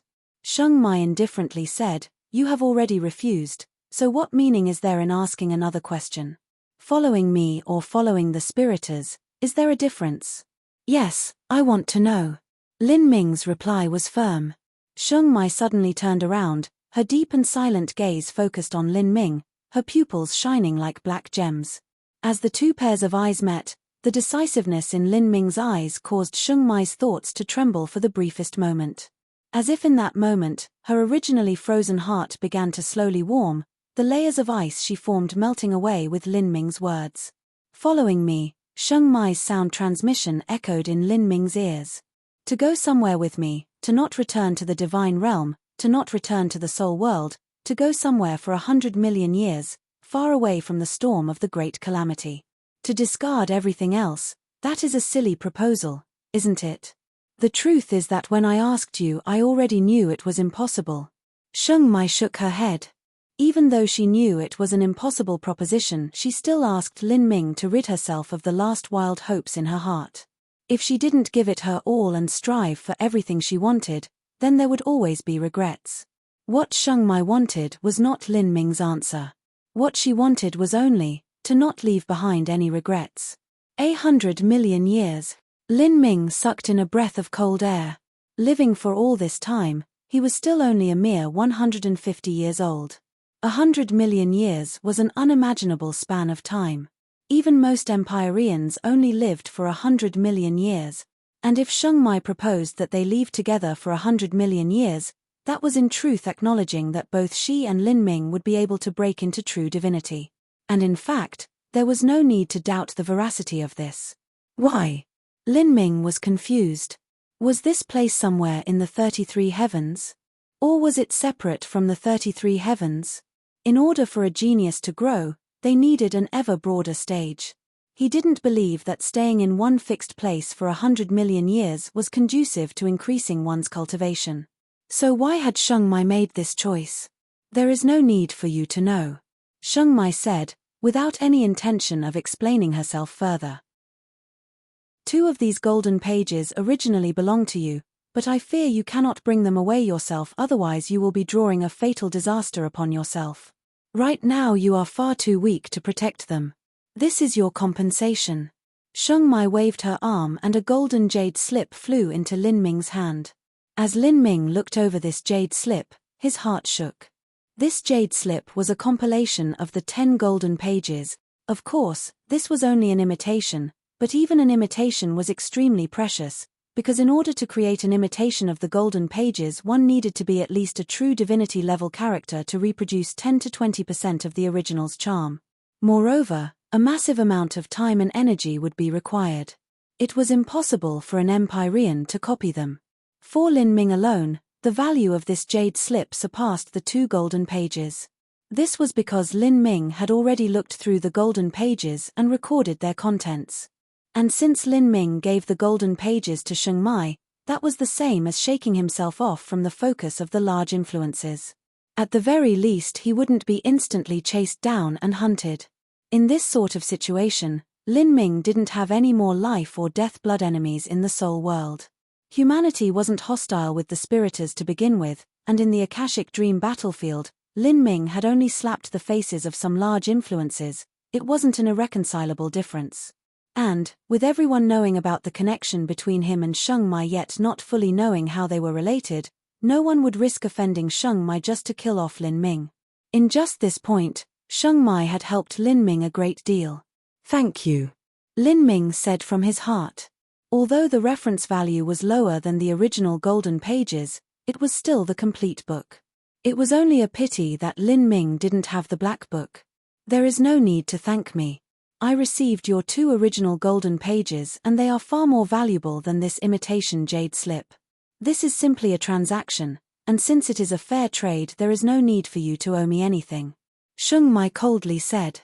As Lin Ming listened to her he could hear a resolute tone in it, making him feel inexplicably dispirited. If it was said that there was a hint of friendship between him and Sheng Mai, then that friendship could be said to have been severed or even frozen away by Sheng Mai. You and I will meet again in the future. But, the only change is that we will be enemies. I will not hold back, but unfortunately, you are too weak, and I cannot bear to destroy you. Let me tell you something else. I believe you only have 20 to 30 years before the Saints mount their full invasion against humanity. You have no capabilities of stopping them. But since you have stubbornly chosen to walk down this road filled with thorns, you should continue to stubbornly press on. 20 to 30 years. Lin Ming's thoughts darkened. Perhaps it might be as Sheng Mai said and there wouldn't be anything he could do, but in any case he wouldn't run. No matter how brutal or disastrous the great calamity was, humanity would still have those that lit the incense for them in the future. You said that before the saints invaded humanity, they had to wage war in the Primeval Realm ruins. So, are you saying that in another 20 to 30 years, the ancient races within the Primeval Realm ruins will be thoroughly suppressed by the saints? Yes. The various ancient races are descendants of the races that existed 10 billion years ago. Amongst them, the most powerful one is the primal god race. They harbor the decree of the gods and even the good fortune saint sovereign must respect them. What? Primal god race? Lin Ming was bewildered. The primal god race was the race that the goddess of the ancient grave in the eternal demon abyss, Heavenly Empress Shenqing, came from. When Empyrean Primordius established the Samsara Road in the past, a part of the reason he did so was to prop up and help the primal god race. But afterwards, he had been defeated. It wasn't an exaggeration to say that the primal god race was the most perfect race molded by the hands of heaven.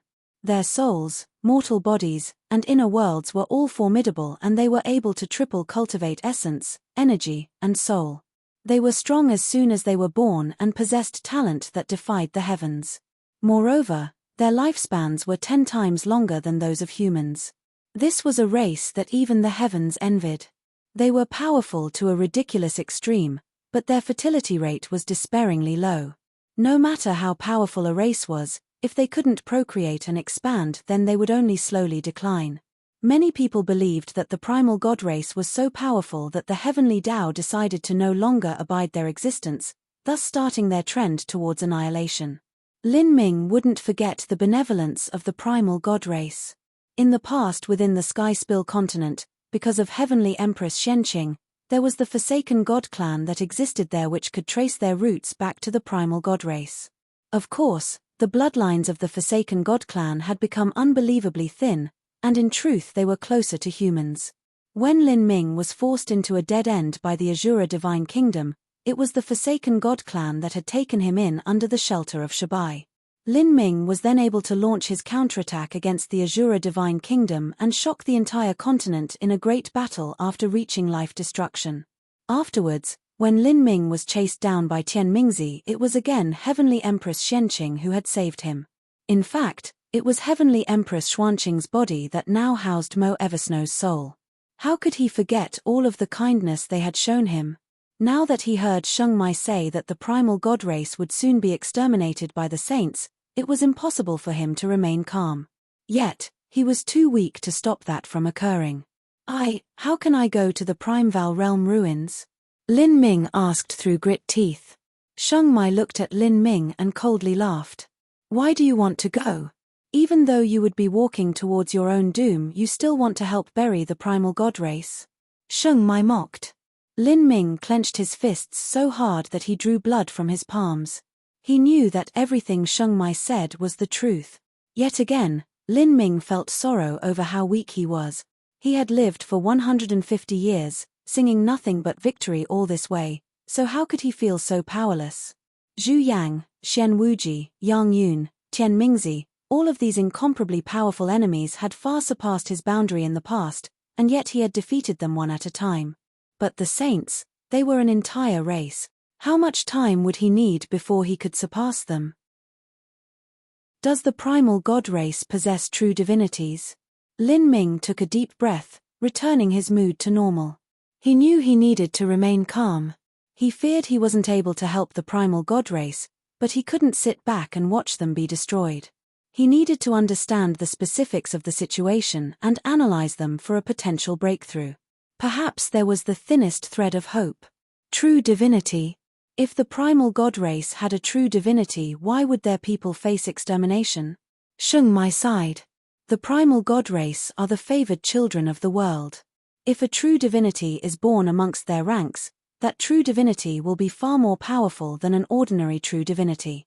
In addition, because they possess the decree of the gods, even the saints don't dare to recklessly go against them. Otherwise, even if the primal god race perished, it is highly possible that they would drag down 2 saint true divinities with them. There are no true divinities who are willing to be sacrificial victims in a war between two races. Thus, the saints decided to act only when 100 million years passed after the last true divinity of the primal god race died. Within the 33 heavens, the primal god race was once the most magnificent, most glorious, largest, brightest race of the entire martial arts civilization, also possessing the deepest background. Even if the current saints and spiriters were to be added together now, they likely wouldn't even compare to half of what the primal god race was at their pinnacle. 10 billion years ago, the reason so many outstanding young elites and peerless sovereigns appeared was because the primal god race was far too talented. But what a pity, this vast and ancient race couldn't escape the samsara of life and death in the end. The curse of the heavenly Tao has now brought them to the brink of destruction. Chapter 1861, Struggle. Chapter 1861, Struggle. Sheng Mai sighed deep with emotion, as if she were also sighing over her own destiny. Lin Ming didn't know what Sheng Mai had to face that she wanted to flee it for 100 million years, but what he knew was that Sheng Mai was someone with great ambitions. Just like she had said, a worm that lives amongst the dead leaves and fallen branches will never understand the beauty and greatness of this world. And a worm was a creature that wouldn't live past the winter. Because of its short life, it didn't know the dangers of a world filled with ice and snow. But what about martial artists? Wasn't it the same? 10 billion years ago, those supreme elders might have seemed heaven-shaking and world-breaking, but were they able to see the world 10 billion years later? The current good fortune saint sovereign was also all-powerful, but would he be able to see the future of 10 billion years from now? Sheng Mai was unwilling to live for a mere several 100 million years. She wanted to live longer than that, to witness everything the universe had to offer. Although the primal god race didn't have any true divinities, they were still able to contend with the saints for so long. Is it by virtue of the so-called decree of the gods? Lin Ming found it difficult to believe that a single decree could threaten the good fortune saint sovereign. The so-called decree of the gods, do you even know what they are? Do you know how deep their origins are? They are items left behind by the many peerless god sovereigns of the ancient past. It is even said that within these decrees of the gods, there are those left behind by the Azura Roadmaster. Because of this, there is a viewpoint that exists which believes the Azura Roadmaster came from the primal god race. What? Lin Ming was dumbfounded. The Azura Roadmaster was from the primal god race? What else do you think is possible? He is a character that existed 10 billion years ago. 10 billion years ago, humans, saints, and spiriters, the three great peak races of the current era, had yet to rise. There were only the numerous ancient races that aren't worthy of mention now. It's impossible that any of these small races possessed the destiny or background to give birth to unrivaled existences like the Azura Roadmaster or the Holy Scripture creator. The spiriters may have declared to the world that the creator of the Holy Scripture is the first ancestor of the spiriters, but the reality is that this is only a justification for them to thoroughly inherit the Akashic dream universe. Sheng Mai ruthlessly mocked. Her words caused Lin Ming's thoughts to stir, as if she were contemptuously scoffing at the actions taken by the high-level figures of the spiriters. So that's how it is. Lin Ming recalled the Azura Road Master triple cultivated essence, energy, and divine. He had 33 avatars and studied the 33 heavenly Taos, each to the boundary of a true divinity. This was an unimaginable achievement. For the three races of humans, saints, and spiriters, this was especially true. But the primal god race was different. Their souls, bodies, and inner worlds were all incredibly potent, and they were strong by birth alone, possessing the talent to cultivate essence, energy, and divine. This point just happened to agree with the Azura Road Master's road of cultivation. The truth was that the Azura Road Mesa existed 10 billion years ago. Through such a long period of time, the martial arts civilization of the universe had suffered numerous calamities and history had been lost to the sands of time, everything becoming vague and unknown. It was hard for martial artists of the modern era to trace back what race the Azura Road Master originated from. But without a doubt, the primal god race was the likeliest choice. Similarly, the creator of the Holy Scripture probably had a terrifying background. Sheng Mai seemed to have seen through Lin Ming's thoughts. She sighed and said, "The great emperors and sages of the ancient past almost all possessed inborn divine bodies and variation bloodlines. Lin Ming, if you wish to become a god and cast your own emperor's road, leaving behind an eternal legend, then the premise of all of that is, you can become a god." Sheng Mai's voice was calm, but Lin Ming knew that the become a god she referred to was not as simple as reaching the true divinity realm, but was to reach the extreme true divinity realm or even surpass it. To surpass true divinity, wasn't that easier said than done? Even if humanity were at peace and he possessed the entire legacy and resources of his race, he still might not be able to accomplish that. Much less now, when humanity was experiencing a great calamity soon. Lin Ming would lose his backing and struggle in the endless surging waves. If he were just a little bit careless, his body and soul would be destroyed. "Empress, I have a question. How many heavens do the saints control?" Lin Ming asked. He wanted a rough approximation of the saint's strength, that would be greatly helpful to him. 7, the same as my spiriters, although their overall strength is slightly inferior, Sheng Mai said with certainty. In a sense, the Akashic Dream universe, to a race, was far more useful than the Primeval Realm ruins. After all, the army-style training of the Akashic Dream battlefield was something that the Primeval Realm ruins didn't have. 7, then, if the spiriters and saints each possess 7 heavens, the numerous ancient races possess 1, and the divine realm is also 1, then I only know of 16 heavens. There are also the universes of 17 heavens remaining. Are there other races? Lin Ming asked, feeling a bit depressed. In the past, humanity stood on par with the saints and spiriters, but now they only possessed a single heaven. Of course, there was still a large number of humans.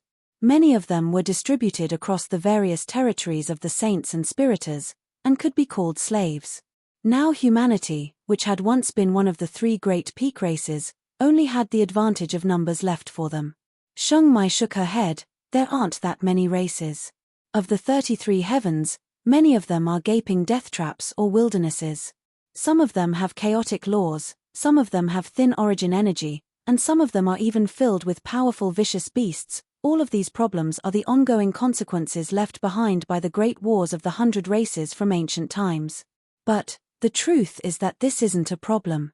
Chaotic laws can be sorted and straightened out, thin origin energy can be nourished and revived, and vicious beasts can be slain. However, the key factor is that for these universes, the God-lamenting wall that separates the heavens hasn't weakened much, even during the last cycle of Samsara 3.6 billion years ago. Because of this, it is difficult for anyone besides a true divinity to enter the other heavens. Thus, whether it is the saints or spiriters, it is difficult for any influence to expand into them, and this is the reason that they are currently isolated. However, in the future there will definitely be races that rely on their background to slowly expand throughout the entire 33 heavens. I understand. Lin Ming took a deep breath. It was clear that the martial arts civilization was at its most glorious 10 billion years ago. At that time, it was likely that all 33 heavens were fully developed. But afterwards, due to certain reasons, many ancient races declined and even went extinct. The martial arts civilization devolved into its early stages and had to be redeveloped from the start. Now, the masters of the current era were far inferior in quality and quantity to those of 10 billion years ago. Perhaps as time passed, the spiriters would really be able to restore the martial arts civilization to the golden age of 10 billion years ago. But perhaps after that, they might also wither away. To rise, to fade, and then to begin the cycle once more, that seemed to be a kind of heavenly Tao rule. Facing such a great rule, even peerless characters like the Azura Roadmaster and the creator of the Holy Scripture were unable to prevent it. How do I go to the universe where the primal god race is? Lin Ming asked Sheng Mai. Since the spiriters were able to wage war with the saints and the saints were able to wage war with the ancient races, that meant the spiriters must possess a method to reach the ancient races. You really wish to go? Sheng Mai looked at Lin Ming, her eyebrows pressing together. She originally wanted to tell Lin Ming that the time of humanity was nearing its end, but she never imagined he would want to go to the primal god race. Yes. Lin Ming didn't aimlessly want to go to the primal god race. The The primal god race might be related to the Azura Roadmaster, and based on this point alone he had to go take a look, and at least see what the decree of the gods that the Azura Roadmaster left behind were. Sheng Mai stared at Lin Ming. She knew that once Lin Ming made a decision it was nearly impossible to change his mind. This was just the sort of person he was. She shook her head. I have no idea if you're brave or a fool. If there is a day when you really must face doom, then it is always better to die under my hands than to die to the saints. As Sheng Mai spoke, she flew upwards. Her graceful form was covered in endless moonlight, as if she were stepping on the wind as she floated to the skies. Like this, she left, not even turning her head once as she brought her previous confusion and her new decisiveness away with her. Lin Ming watched Sheng Mai disappear into the horizon. He felt a sense of sudden melancholy that he couldn't explain. The next time they met, what would the situation be like?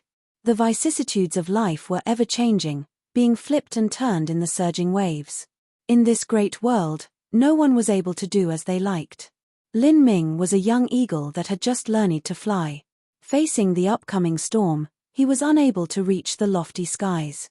However, Sheng Mai was powerful and had completed her 7th revolution of reincarnation. Once she stepped into the Empyrean realm once more, her true combat strength might reach the boundaries of a true divinity. Even so, in her life she was burdened by a tremendous weight, one that left her lonely and lost. As Sheng Mai had said, whether it was him or her, they were both moths flying towards the fire. Even though they both clearly knew there was a raging flame in front of them, they still desperately rushed into it. Beneath the arrangement of fate, even if the initial moments were happy, the results might surpass all imagination. Even friends could turn into foes, opposing each other to life and death. However, even knowing this, they would still follow the paths they had chosen and walk down their roads. This was because they both held fast to their hearts and possessed their own belief. If only life stayed like the first time we met. Suddenly, looking back through the rivers of time, nothing fills the eyes but mist. I must struggle in the dust and chaos. Even if I am only a small wave, I will still bravely move forwards. Chapter 1862, Primeval Universe. Chapter 1862, Primeval Universe. Brother Lin, are you leaving? A shy voice sounded out. It was Ruby. Millimeter. I must leave. If I have the chance to return, then I will definitely help you solve the riddle of your life. Sheng Mai had long since left the vast forest. Lin Ming had been standing beneath the great starry skies for several hours. He didn't want to bring Ruby away. She was an energy body formed from pure soul force, and if she left the Akashic Dream universe she wouldn't have a physical body. Although she would still exist, it would feel like a bird losing its wings. If she went to the catastrophic universe where the 100 ancient races dwelled, she might not be able to play a major role and would easily fall into danger. Plus, with the uncertainty of Lin Ming's own continued existence lying on the edge, he decided to leave by himself. Millimeter, then I will wait for you to return. Ruby clenched her small fists and vigorously nodded. Towards Lin Ming, she felt a natural affinity. This was because of the magic cube and the eternal soul. Over the years, Lin Ming's soul had been nourished by the magic cube and had become extremely pure. It now possessed a trace of never-changing attributes. This was also another reason why Lin Ming was special in Sheng Mai's eyes. Lin Ming deeply looked at Ruby. Then, he floated upwards and decisively turned away, welcoming the endless night winds as he quickly flew. This was a desolate and bleak universe. In this universe, the heaven and earth origin energy was particularly thin, only 60 to 70% that of the divine realms. But this universe was actually flooded with a boundless primal aura, as if it had existed for 1 trillion years. There weren't many stars in this universe. As for those that still hung in the skies, they seemed gloomy and dark, as if they were on the verge of being extinguished. Lin Ming calmly sent out his divine sense and discovered that in the starry skies, there were many hidden black holes. Black holes were formed from the death of stars and were one of the most terrifying types of celestial bodies to exist in the universe. They were condensed from the overwhelming might of the heavenly Tao laws, and even an Empyrean wouldn't be able to come out if they entered. This universe seems to be fading. Lin Ming stood before the porthole of a spirit ship. He sighed. In the boundless universe, there was life as well as death. When a universe had existed for a long time, many stars would begin to die out one after another, becoming black holes. This was one of the signs of a universe moving towards entropy. This process took an incomparably long time, perhaps even 100 billion years. I never thought that the universe of the primal god race and other ancient races would be like this. Although Shang Mai was almost hostile with Lin Ming, she had still arranged for people from the Soul Rapture Holy Lands to help Lin Ming enter the universe that the saints ruled over and subsequently enter this Primeval universe. This was a long journey. They had to pass through several god-lamenting walls, and the process lasted for over a year. Wishing to make a trip that crossed several universes wasn't easy at all. One had to use great void shifts countless times, consuming endless amounts of energy stones like 9 sun jades. Even a great world king would lose all their wealth in this attempt. And at this time, Lin Ming discovered that in the starry space there was a giant floating temple. This temple shimmered all over, dazzling to the eyes. From this temple, Lin Ming could feel a familiar aura. That was astral essence, an energy as deep and vibrant as the sea, the saints. Halt, identify yourself. Thousands of miles away from Lin Ming, a group of martial artists rapidly flew towards him, blocking his way. These saint martial artists wore golden combat armor and held thick halberds and lances in their hands. They surrounded Lin Ming's spirit ship. "Come out!" the leading saint martial artist shouted, his voice causing space to shake. Lin Ming calmly flew out from the spirit ship. He had already used the bodily rebirth technique to change his appearance and had even concealed his status as a human. Even an Empyrean wouldn't be able to see through Lin Ming. "Millimeter? Someone of our race. What influence are you from?" This aggressive squad of saints had a holy lord as their leader. It was naturally impossible for them to see through Lin Ming's disguise. "I am just a lonely wandering martial artist. I came to the Primeval universe in order to fight and temper myself. In a war that involved 2 races, it wasn't something that could be accomplished by several influences. Rather, all martial artists within the race could freely enter as they pleased to sharpen their skills in battle and also obtain valuable war loot. For instance, the attack on the primal god race was coordinated by the Good Fortune Saint Sovereign. It involved over 150 Empyrean influences participating in addition to countless World King and Holy Lord level influences. With all of these influences gathered together, the temporary army they formed was incomparably massive and chaotic. Many saint martial artists could temporarily enter the army and become members of the army. They could take this opportunity to temper themselves, just like Lin Ming had said. Thus, it wasn't sudden or a surprise for Lin Ming to appear here. "Don't move," the leading Holy Lord martial artist said.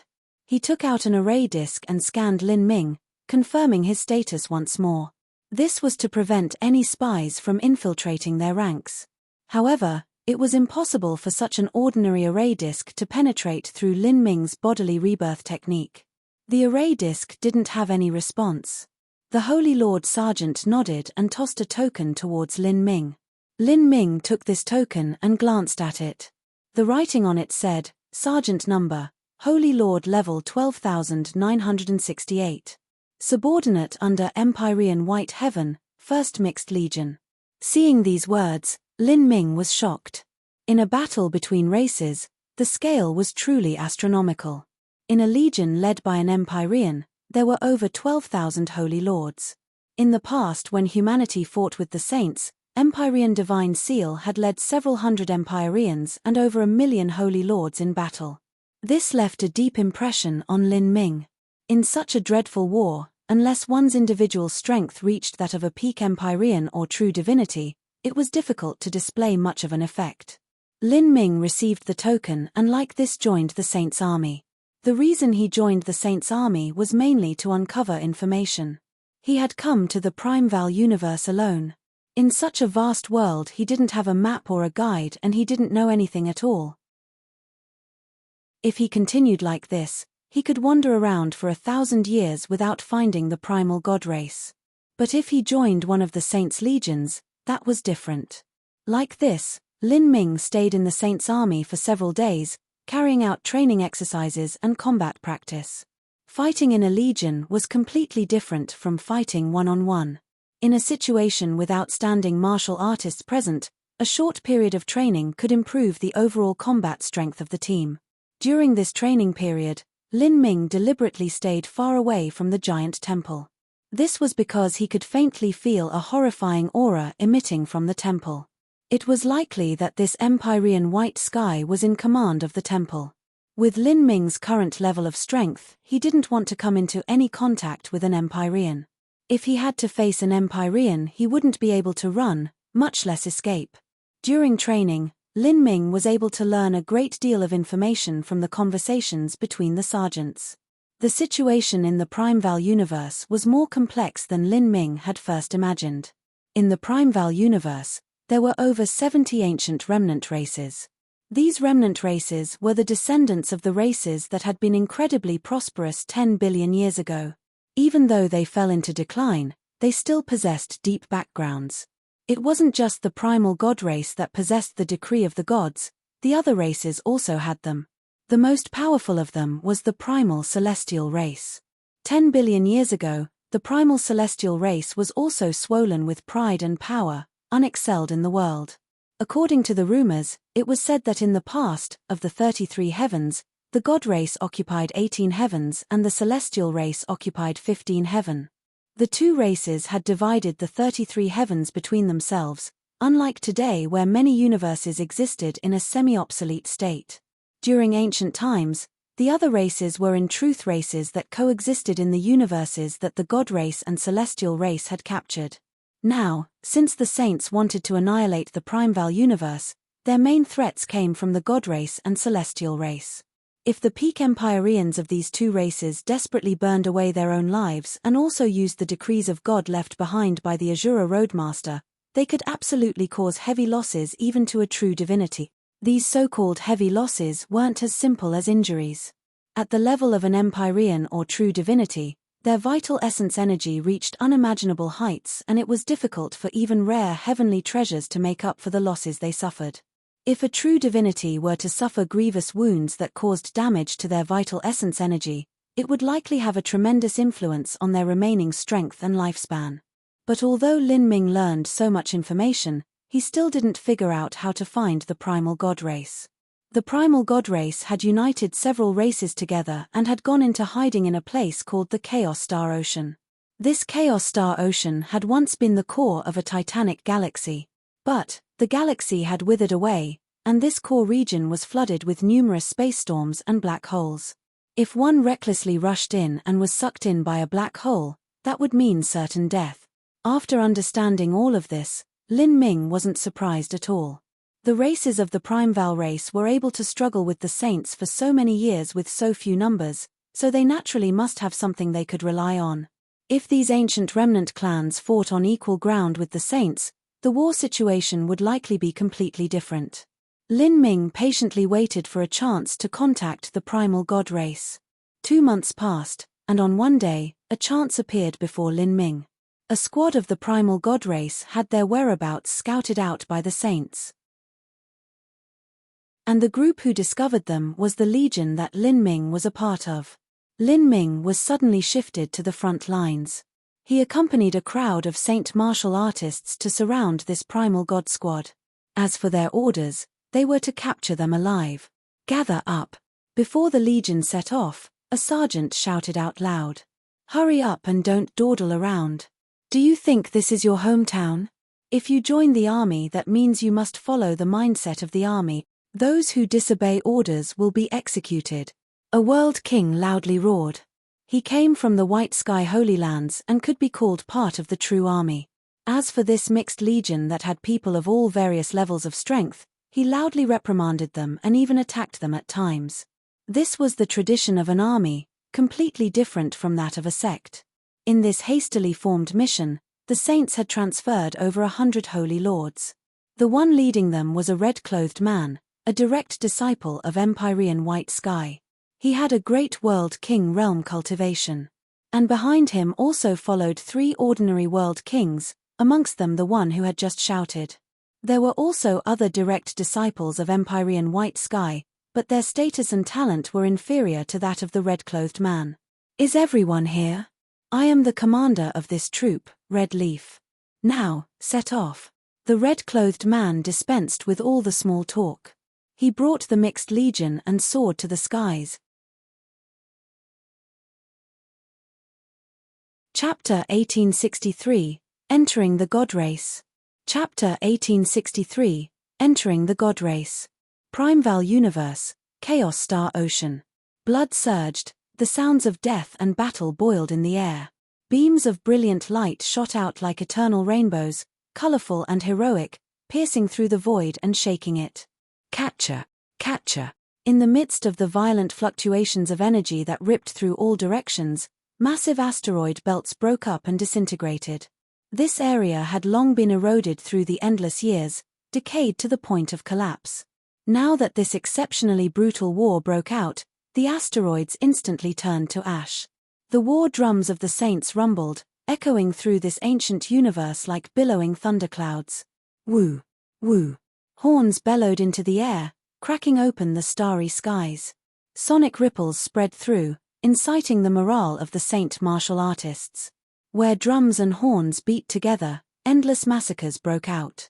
Beams of divine light ripped through the battlefield. Lin Ming mixed his way into the spirit ship of the saint martial artists. As he passed through this part of the battlefield, he saw many ancient remnant races still desperately fighting and crying out. These ancient remnant races were mostly celestials and the followers of the celestials. The primal god race only accounted for an extremely small portion of these martial artists. The entire god race consisted of only several tens of millions of people. Compared to the other larger races of the 33 heavens who consisted of unknown quadrillions of people, the god race couldn't even be considered a drop in the bucket. In fact, even 10 billion years ago, the primal god race didn't have a high population. At the very least, they couldn't compare to the raw numbers of the great races of the current era. At that time, within the universes ruled by the primal god race, the main residents were the other races that followed the primal god race. These races often had populations several hundreds of millions of times greater than the primal god race. The primal god race was just like their name to these races. Their powerful members were the same as gods. Gods could control the universe, but the number of gods was always far less than all other living beings. The scenes of war were merciless and tragic. Some of the ancient race martial artists possessed 3 heads and 6 arms, some had glowing golden bodies, some exuded shining auras of power, some possessed billowing blood vitality, some had massive horns, but all of them were incredibly talented when it came to fighting. When these powerhouses gathered together, their blood energies seethed and fused, seemingly boundless and containing endless fighting strength. But although these ancient races were powerful, they were surrounded by enemies 10 times their numbers. The saint martial artists encircled them like ants. These saint martial artists weren't weak either. Each one had extraordinary talents, powerful bloodlines, or formidable martial arts inheritances. As they all activated their bloodlines, their appearances became fierce and savage, and even when they died they would go down biting and kicking at the ancient races. Although the ancient race martial artists fought bravely, 2 fists could not fight 4 hands. Their boiling blood vitality and fierce actions were soon submerged by the sea-like offensive. Moreover, some influences of the ancient races were separated by the saint martial artists using calculating methods. They were divided and then conquered, suffering massive casualties. This battle is intense. Although the ancient races are using the terrain to their advantage and engaging the saints in guerrilla warfare, the saint martial artists eventually find them. Once the saints find them, it's just a mass slaughter from then on.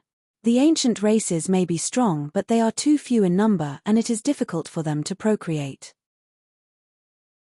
If this continues, then they won't be able to last for much longer.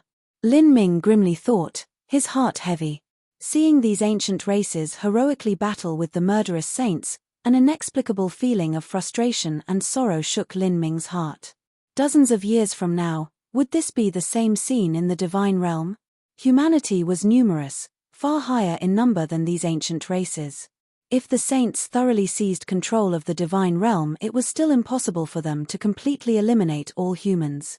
After all, besides the 3,000 great worlds of the divine realm, there were still countless other medium and small worlds and dimensions, as well as the vast lower realms which consisted of over 1 billion worlds. Wanting to eliminate humanity was an incomparably vast project.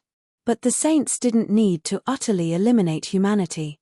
As long as they destroyed the inheritance of humanity and killed off the likes of Divine Dream, Emperor Sokia, and other leading Empyreans, completely wiping away the Empyrean heavenly palaces, and then killing the top talents like Dragon Fang, Hang Kai, and Jun Blue Moon, that would be eliminating the hopes of humanity. From then on, humanity could be considered as ruins. Humanity would still have members surviving into the future, but they would be like those that lived in the soul world.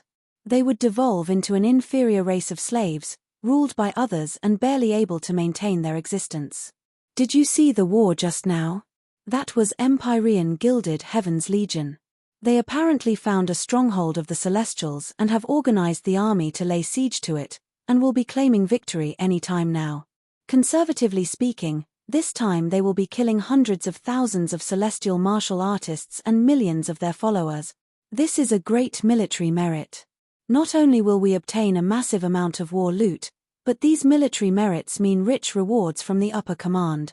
The commanding Great World King Red Leaf roared out. His words roused the fervor of the saint martial artists. The reason this legion had joined the battle between races was in order to find lucky chances and obtain military exploits. Although our mission isn't to kill hundreds of thousands or millions of enemies, our opponents are not the Celestials but the primal god race. If we capture them alive, the rewards will be unfathomable. Everyone, raise your spirits. Red Leaf's words caused many martial artists to bubble over with zeal. With this, Red Leaf was extremely excited. The scale of battle they had to undertake wasn't large, but if it went smoothly, their harvests would be considerable. The bodies, souls, and energy seas of the primal god race were all valuable treasures. They could be slowly refined and turned into top treasures and pills. The group of people marched forwards. These people all had at least a Holy Lord level cultivation. Even in a battle between two races, the strength of a Holy Lord couldn't be underestimated. They avoided the intense parts of the battlefield as much as possible, sneaking through the darkness of the void. We've arrived, it's here. Red Leaf suddenly waved his hand and all the saint martial artists stopped in their tracks. In front of them was a dark space that was camouflaged to look like a black hole. But as Lin Ming swept his divine sense through it, he knew that in truth this was only an illusion. It was actually a stronghold of the primal god race. Attack! With a loud command from Red Leaf, over 100 holy lords struck together. The divine lights of numerous astral essences pierced through the void, ripping through the primal god race's great array formation. Bang! A horrifying explosion lit up the world. In front of the saint martial artists, an independent world appeared. This world existed in a crevice of space, and had houses, mountains, rivers, rice fields, and also primal god martial artists quietly living there. From appearances, this was not some war stronghold, but a simple village. And it was only an ordinary village of the primal god race, because there were the elderly, women, and children running about. Although the god race martial artists far surpassed other races in terms of talent, not all of them could cultivate to the Holy Lord realm. In their race there were many ordinary martial artists. Of course, these ordinary martial artists were far more powerful than ordinary martial artists of other races. From looks alone, the god race didn't have any external differences from saints or humans. But their inherent essence, energy, and divine were of completely different levels. If stripped out, they were all precious materials. Capture alive those you can. As for those you cannot, kill them all and take away their corpses, Red Leaf ruthlessly ordered. A manic bloodthirst clouded his eyes. The primal god race village before him left him incredibly excited, because he could see young girls and children living there. The young girls of the god race, if they were virgins, would be extremely nourishing to his cultivation if he were to ravish them. As for the children of the god race, they could be turned into medicines. The effects were even better. In the private transactions of the Saint Race legions, the prices of the God Race's young girls and children were dozens of times higher than other members. Haha, all of you die. Kill them all. More than 100 holy lords and 3 world kings attacked together. The God Race village in front of them wasn't too large. No matter how heaven-defying the talent of the God Race was, it was impossible for a tiny village like this to harm a great world king. Whoosh! Suddenly, a divine arrow cut through the skies and a saint holy lord in the front was pierced through the chest, immediately sent flying backwards.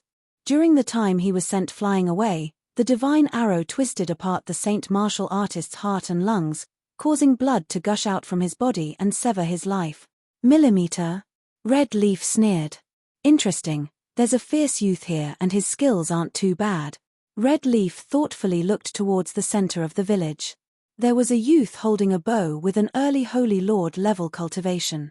But, this early Holy Lord was able to kill a late Holy Lord with an arrow and even ignore the powerful bodily defenses of the saints. This strength was extraordinary, he was surely some astonishing genius. Bang! The youth hurtled into the skies. His body was covered in war armor and dense arcs of electricity wrapped around him. His eyes were angry and defiant. He kicked out and sent a saint martial artist hurtling 1,000 miles away, causing him to violently vomit blood. Chapter 1864, God Race Royalty. Chapter 1864, God Race Royalty. This God Race youth's 2 continuous attacks caused the locust-like swarm of saint martial artists to halt their advance. Seeing this, Lin Ming was slightly surprised. This youth's talent already surpassed many Empyrean descendants. A small God Race village actually had such an outstanding elite. If a large influence of the God Race with a deep background were to raise such a genius, how terrifying could he be? Interesting. Senior apprentice brother Red Leaf, let me play with him. A world king standing behind Red Leaf grinned and moved forwards. He took out a spear, a flame burning on its tip. Facing this saint world king, the God Race youth's complexion was solemn. He could feel the terrifying aura rolling off this opponent, and from what this world king had said, the senior apprentice brother Red Leaf he referred to was clearly stronger. From Red Leaf's body, the God Race youth could feel an aura as deep as the sea, making his heart race. Behind the God Race youth, the other primal God Race villagers all had worried and fearful expressions. Their tiny little village didn't have much war strength, so how could they ward off the assault of 100 holy lords, several world kings, and a great world king? What enmity does my primal God Race have with you saints? You want to annihilate my people's bloodline and use our children for alchemy, the primal God Race youth angrily shouted. Thunder gathered in his palms and a vast lightning storm seemed to grow within his maddened eyes. Haha, what sort of question is that? How pathetic. In this universe, the strong devour the weak. Who made it so that your flesh and blood are valuable medicines, and that the women of your people are the best living furnaces for dual cultivation? Who told you to possess so many resources? Your people were once brilliant in the past, but now it's time for you all to permanently leave the stage of history. My saint race will rise without stopping, and you will perish while we do so. The saint world king laughed. The God Race youth simmered in grief, hatred roiling in his heart. He flew straight up from the ground, impacting into the skies. Even if I must die, I will drag you down with me, the God Race youth bellowed. His flesh and blood began to emit an even more dazzling brilliance and his skin started to shine with a golden light. Runes flashed on his body, exuding an inexhaustibly potent power. The void shook and his crystalline bones emitted a majestic aura that caused the world to shake. This bloodline, Lin Ming was startled. He could feel that this bloodline was slightly similar to the Azura blood the Azura Roadmaster had left behind. Of course, compared to the Azura Roadmaster, the difference was far too great. When he had heard Sheng Mai say that it was rumored that the Azura Roadmaster came from the primal god race, it seemed that these weren't baseless stories. Hey, he actually has the king bloodline. If I cut you down then my merits will be great, haha. The Saint World King laughed with joy as he sensed the God Race youth's bloodline. The God Race's king bloodline could be called the most precious bloodline in the world. The pure king bloodline had already vanished from existence, But there were still some lineages left behind. Although they were impure, they were still extremely valuable. What an accidental harvest! Many holy lords were excited. They were part of a mixed legion, so they were often sent to the edge of the battlefield. Because of this, they had some complaints in their hearts. They thought they would never be able to seize some of the primal god race's treasures or important figures, but they never imagined they would find a god race youth with a king bloodline in this tiny village. But something was strange. This god race youth with the king bloodline, why would he be in this small village? Take him alive! Red Leaf shouted. The youth's bloodline had caused his complexion to change. At this moment, there was a dreadful explosion. The god race youth attacked. His move was like falling landslides and tsunamis that struck towards the Saint World King with overwhelming pressure. This move was brutal and crazy, and even the void tore apart. The Saint World King's original grin disappeared as he saw this. Although he had already given a high appraisal to this youth's strength, it seemed that he might have underestimated him. An early holy lord could emit an attack that could threaten an ordinary world king? However, this was only a threat. The disparity in their cultivations was far too large. The Saint World King took a step back, his blood vitality soaring to the heavens. White bone blades grew out from his skeleton, jutting out from his body. They shined with mystical runes, making him look like a deadly hedgehog. This was a common battle technique amongst the upper-level martial artists of the saints, body metamorphosis. Bang! The two people collided. The god race youth's complexion flushed red and blood leaked out the corners of his lips. Although his cultivation was an entire large boundary behind, he was actually only suppressed and not seriously wounded.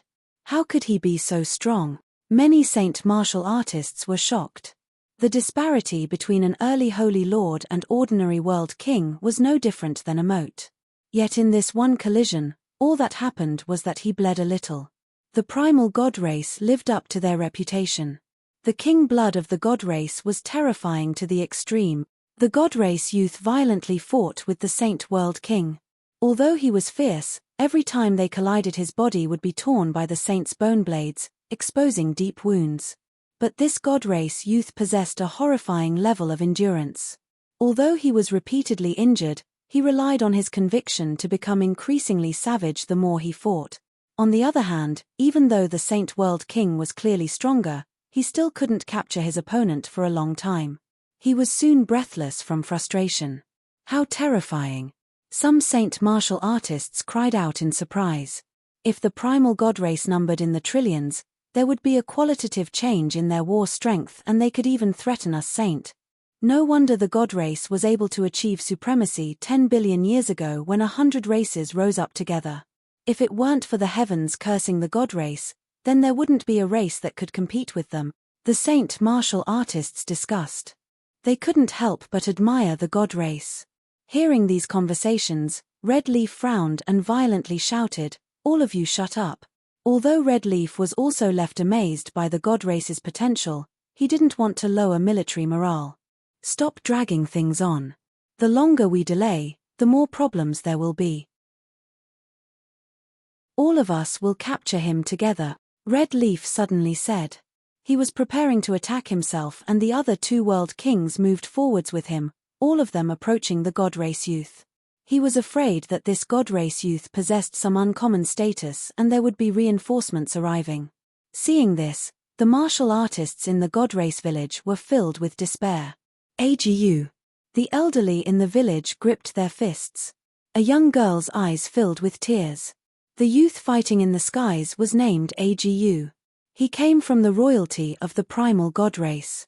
But, because of certain intrigues within the royal family, he was forced to flee when he was a child. He ran away to this little village and grew up here.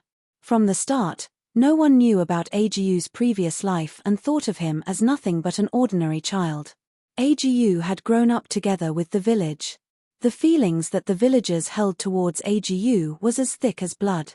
When the saints invaded and the flames of war began burning through the Primeval universe, Agu had returned to this village. Now possessing a little bit of strength himself, he had desired to establish an enchantment around this village to make sure they could live in safety, and then wait for a chance to move the entire village to a safer place. But before he could do all of this, some of the villagers had been discovered by the saints. Agiu's cultivation was far too low. He was just barely able to cope with a world king, and now with other world kings and even a great world king advancing towards him, nothing awaited him but defeat. Even if I die, I will make sure none of you are happy. Seeing 3 other world kings join the fray, Agiu revealed a twisted smile. Crimson light began to shine from the bones of his arms. A dangerous aura enveloped everyone. Millimeter. This is bad, he wants to burn away the entirety of his king blood. Stop him. Red Leaf coldly said. Even if this god race youth burned away his king blood, he still couldn't pose a fatal threat to them. But it would mean the loss of his king blood. Agiu. The villagers cried out in sorrow. Burning away the entirety of his king blood was the same as suicide. However, his opponents formed a sharp contrast to him. The saints ferociously roared, "Hey, you brat, your body no longer belongs to you. Your blood is precious and cannot be wasted. You think I'll just let you do as you please?" A Saint World King cackled, about to attack the god race youth. But at this time, a loud explosion erupted from behind the saints. They were startled and turned around to look. They saw that high in the air, an unfamiliar saint youth had destroyed the void, crushing the space channel that allowed them to enter. Behind the saint youth, a dim enchantment appeared, covering the surrounding space. This enchantment glittered with mystical runes, completely incomprehensible to the mind. What are you doing? Beside Red Leaf, the 3 Saint World Kings were stunned. The other 100 Saint martial artists were also unsure what happened. They could feel something was wrong. To destroy the space channel and also cover this area in an enchantment, these actions weren't something that the average person could easily accomplish. It had to be known that Saint martial artists mainly focused on the strength of their mortal bodies. They rarely used array runes, and even if they did it wouldn't be so advanced. The array runes that this saint youth laid down were incomprehensible even to Red Leaf. Red Leaf's complexion darkened. He carefully observed this strange saint race youth. But no matter how he looked, he couldn't see any camouflage. This person's cultivation, race, and appearance didn't seem fake at all. But his actions proved he wasn't here with good intentions. What is the meaning of this? Who are you? Red Leaf suspected that this person was a spy who had infiltrated into their ranks. After all, in a great war between races, the origins of members in a mixed legion were extremely complex, and it wasn't surprising for a spy to sneak their way in. After destroying the space channel and laying down an enchantment, the saint youth drew out a spear from his spatial ring. This saint youth was Lin Ming, who had used the bodily rebirth technique. He had been biding his time for so long and had only taken action now because he wanted to take advantage of the time when the saints were attacking the god race village to lay down the sealing enchantment. This enchantment had array symbols of the Azura heavenly Tao engraved into it. And its purpose was to prevent these saint martial artists from escaping. Lin Ming's identity was far too sensitive, especially to the saint.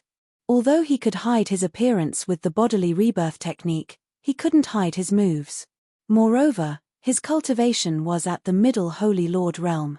When his combat strength was contrasted with his cultivation, and in addition to his moves, if any saint martial artists ran away and spread news of what they saw, perhaps even including a battle array disc, then people like the good fortune Saint Sun would definitely be able to guess his identity. Once the saints discovered he had come to the Prime Val universe, what would happen then? Lin Ming didn't dare to imagine it. Thus, choosing the correct time to attack was extremely important to Lin Ming. Defeating these people wasn't hard, but to kill off every single one of them was a challenge. Chapter 1865, AGU. Chapter 1865, AGU. This brat, he's looking to die. After seeing Lin Ming block off the space channel, everyone began to emit a faint killing intent. The saint martial artists were furious. As for the primal god race villagers, they never imagined such a sudden change would occur. AGU, do you know this person? Did the royal family send him to rescue you? A beautiful blue-clothed girl sent Agu a sound transmission. She had adored Agu for a long time, and the truth was that even as a common village girl her feelings were reciprocated. But because of the difference in their backgrounds, neither of them had the courage to be open about their emotions. "No. I don't know him and he doesn't seem like a member of the ancient remnant races." Agu looked at Lin Ming, finding it hard to discern his cultivation. If this person was only a middle holy lord, how could he possibly be the match of so many powerhouses? "I don't know this brother's good name, but let's join forces," Agu said in the common language of the saints. He was worried that Lin Ming wasn't a match for these people. But, just as he spoke, Lin Ming moved. Behind Lin Ming, colossal stars appeared, floating up and down. As soon as he moved forwards, he opened the 9 stars of the Dao Palace and simultaneously galvanized the power of thunder and fire within his body. He couldn't hold back here.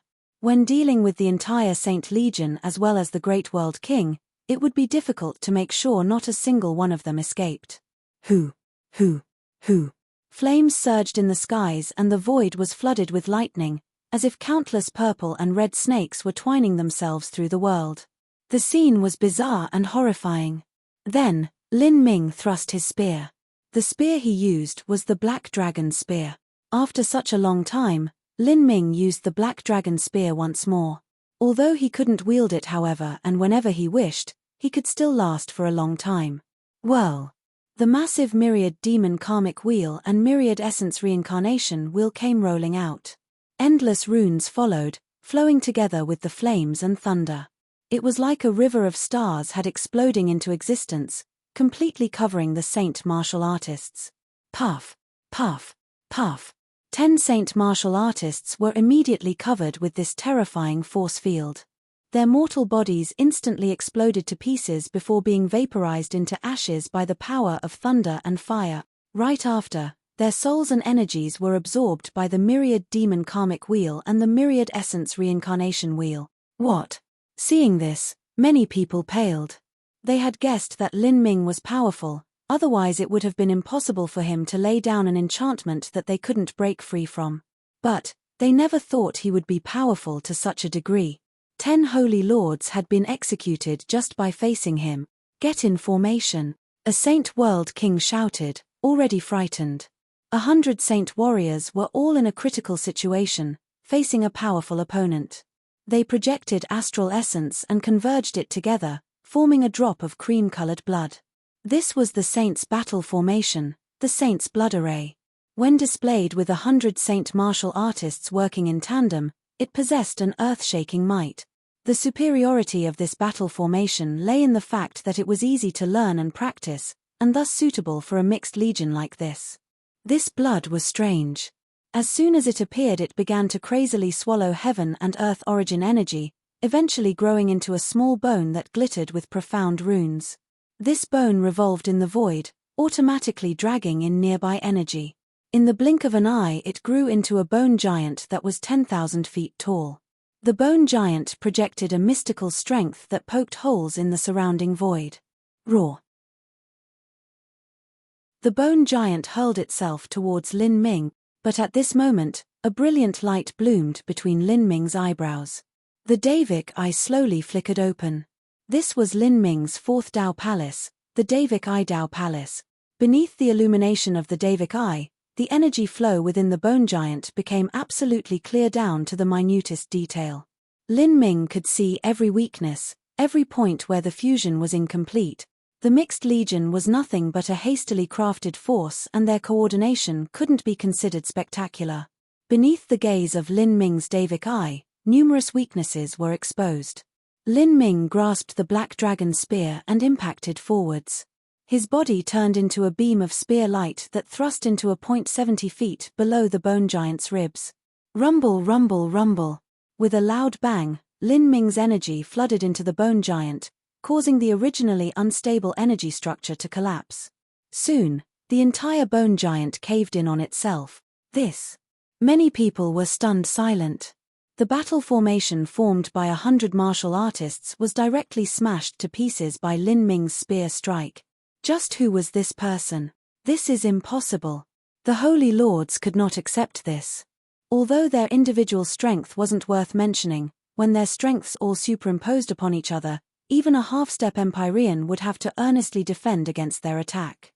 Still, it had been easily broken by Lin Ming. He clearly saw the weakness of the bone giant. Someone cried out in alarm. He was unable to imagine how Lin Ming had instantly seen through the flaws of their battle array. They didn't have time to respond.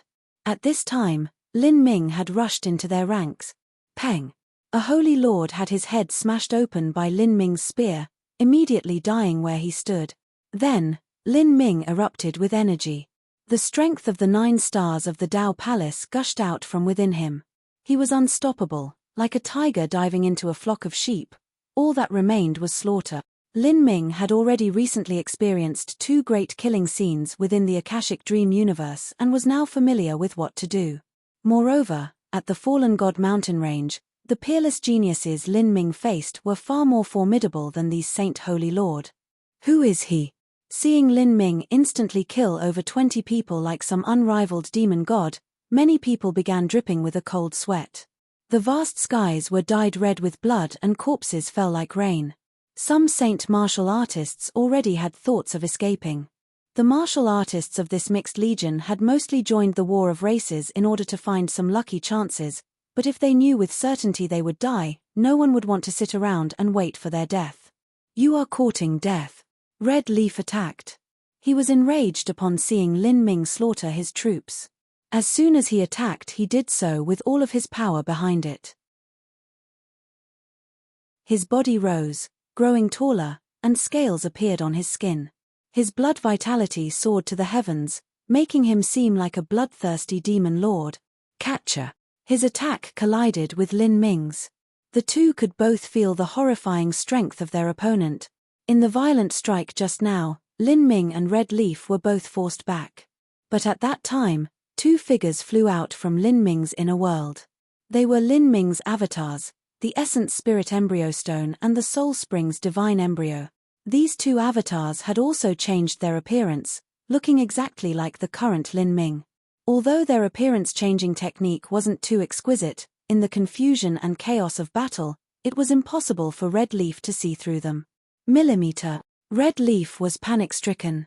He saw 2 figures that looked exactly like Lin Ming rush out from within him and realized these were his avatars. But because he had just attacked, it would be hard to resist their strikes. Junior apprentice brothers. Red Leaf summoned the 3 other world kings. They recklessly hurtled forwards, but how could they be a match for Lin Ming's 2 avatars? A crazy and brutal collision occurred. In a single exchange, they were sent flying away, one of the world kings heavily wounded. The primal god villagers watched all of this in a daze. They certainly knew just how strong those 3 saint world kings were, but they watched on as this mysterious middle holy lord realm youth fought, his cultivation not much higher than Agu's. Fears. A brilliant light flashed in Agu's eyes. He took this chance to rush forwards, grasping his long bow and using it as a sword to wildly slash forward. He had to take advantage of this opportunity to assist Lin Ming. The bow's bowstring was sharp beyond imagination. It could even slice open space. Ah! With a pitiful cry, the world king that had just been heavily wounded by Lin Ming was sneak attacked by Agu. One of his legs had been chopped off. You're looking to die. This world king turned to strike Agu. But, Agu wasn't much weaker than an ordinary world king to begin with, and this enemy was already exhausted. He easily avoided the strike. The one dying is you. Agu launched another brutal attack. The world king was not his opponent and was forced to retreat again and again in defeat. Run! Someone cried, horrified. This was a peerless death god. They had no idea where this person came from and why he had infiltrated their legion. This was only one of the legions subordinate to Empyrean White Heaven, and all they were attacking was a small village of the primal god race. This strange youth was so strong, so why would he have been bored enough to meddle in such trivial matters, deliberately infiltrating this unit and launching an ambush to save a village? Dozens of holy lords shot into the skies. They began to bombard the enchantment that Lin Ming had laid down. For a time, brilliant divine lights lit up the heavens. With loud rumbling sounds, the enchantment violently shook. A massive stone gate appeared within the enchantment, resisting over 90% of the attack. This stone gate was ancient and boundless. It was the Primordius Gate. The Primordius Gate possessed only ordinary striking power, but its defensive capabilities were outstanding. Using it to stabilize the enchantment was the best choice. The Saint martial artists launched a barrage of attacks. But the Primordius Gate withstood the majority of them and remained steadfast no matter what struck it. Around the Primordius Gate, many Azura runes intensely sparkled. The light of these runes dimmed, but they never disappeared. Faintly, it was like a bit of the concept of existence had fused into these Azura runes. The runes drew in energy from their surroundings, glowing brighter and dimming, but never disappearing. How can it be so solid? Many people were left flustered with panic. At this life or death moment, they had abandoned their attempts to attack Lin Ming but still couldn't manage to break open this enchantment. "Combine your attacks with an array," someone shouted out. They gathered their energies once more, forming the Saint's Blood Array and summoning the Bone Giant again. But the moment that the Bone Giant appeared, its every weakness was seized by Lin Ming's Davik Eye. In an instant, countless bolts of thunder flashed, smashing into the mystical strength of the bones. It was like an endless hail of thunder crashing down onto the Bone Giant. Rumble, rumble, rumble. Tens of thousands of collisions occurred in a single breath of time. The entire Bone Giant was blown apart. Lin Ming wouldn't allow the Bone Giant to freely attack the enchantment. Although the Bone Giant was filled with weaknesses, its striking power was considerable. His enchantment might not be able to resist it. "Die!" Lin Ming billowed with killing intent. Between his eyebrows, the Davik Eye Dao Palace shimmered, completely locking down the image of Red Leaf. All of Red Leaf's weaknesses were seen through by Lin Ming, life and death samsara. In order to bring the battle to the fastest conclusion and prevent any accidents from occurring, when Lin Ming thrust out his spear, he also used the power of the Golden Pages. These were the results of grasping the principles atop the Fallen God Mountain Range shrine platform. For a time, horrifying life and death laws enveloped Red Leaf. Red Leaf suddenly shook and his eyes turned misty and confused. It was like he had fallen into an incomparably long river of time, the years rapidly passing by around him. Death energy spread through his body. He could feel his own mortal body decay and his fires of life fade away. Puff. Red Leaf heard a light popping sound and then felt something cold in his chest. The confusing and befuddling haze disappeared and his field of vision became clear once more. As it did, he saw Lin Ming right in front of him with an indifferent expression, and the black dragon spear already piercing through his heart.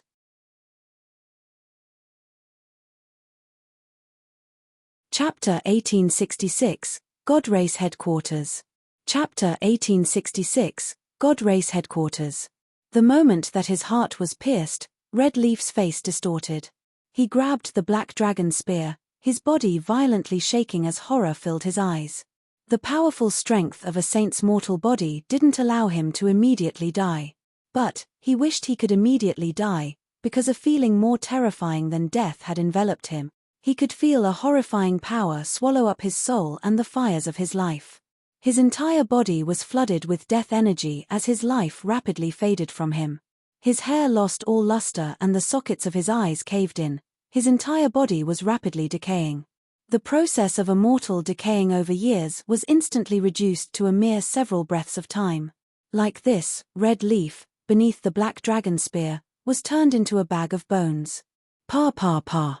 The bones fell down, crumbling to bits in the skies. As they landed on the ground, they collapsed into ashes that were then blown away by the wind without leaving anything behind. Seeing this scene, even Lin Ming sucked in a breath of cold air. This was the concept of death that he had comprehended from the Fallen God Mountain Range and then verified through the Golden Pages. This was the first time he had used it. A great world king who was part of the saint race, which was renowned for their formidable bodies, had not only been killed in several breaths of time but even the mortal body they tempered for so long had decayed to ashes that vanished into the air. If he could obtain the Black Book and complete the Holy Scripture, the power of his life and death samsara would reach unimaginable height. As the one using this move, Even Lin Ming was shocked. As for the others, they were all drenched in horrified sweat. The saint martial artists present were well aware of how strong Redleaf had been. Even among great world kings, he was in the upper echelons in terms of strength. Yet, he had been slain by Lin Ming without even bones remaining. His cultivation is just a small boundary higher than mine, so how could he? Agu grasped his bow, unsure of what to say. As a royal of the god race, he had held absolute self-confidence about his talent within his heart. Amongst his contemporaries, there were few that could stand on equal footing with him. At the early Holy Lord realm he was able to defend against ordinary world kings, and that was already an amazing feat, but compared to this mysterious saint youth in front of him, his strength was nothing at all. He was well aware that this saint youth's moves and the strength he displayed had all manifested through the power of a middle Holy Lord, without passing it at all. The only possibility would be if he were an extreme Empyrean that was deliberately suppressing their strength to fight. But, why would an extreme Empyrean be so bored as to do this, and not directly use their Empyrean-level strength to kill off everyone instead of acting in such a farce? Wait. Seeing Lin Ming raise the black dragon spear and step onto the void once more, approaching them, the saint martial artists were scared out of their wits. 2 world kings faced Lin Ming, their complexions pale. "You, who are you, what do you want? We'll do anything you wish, so please don't kill us," the Saint World Kings said with shivering voices. Lin Ming indifferently looked at these saint martial artists. "You invaded this god race village. When you invaded other races, did you ever think that their lives were as valuable as your own?" As Lin Ming spoke, his murderous intent had locked onto all the saint martial artists. Forced back by Lin Ming's killing intent, a world king grit his teeth and shouted, "Scatter in different directions. Break through the enchantment." As soon as he spoke, the world king flew up, impacting towards the enchantment. Astral essence crazily revolved around his body and he wildly combusted his blood essence. He wanted to use his own body to shatter the enchantment. And following right behind this world king, many other saint martial artists chose to burn their blood essence together. In a life or death moment, all of these saint martial artists had gone crazy, possessed by their panic. Compared to their lives, what could burning their blood essence be considered as?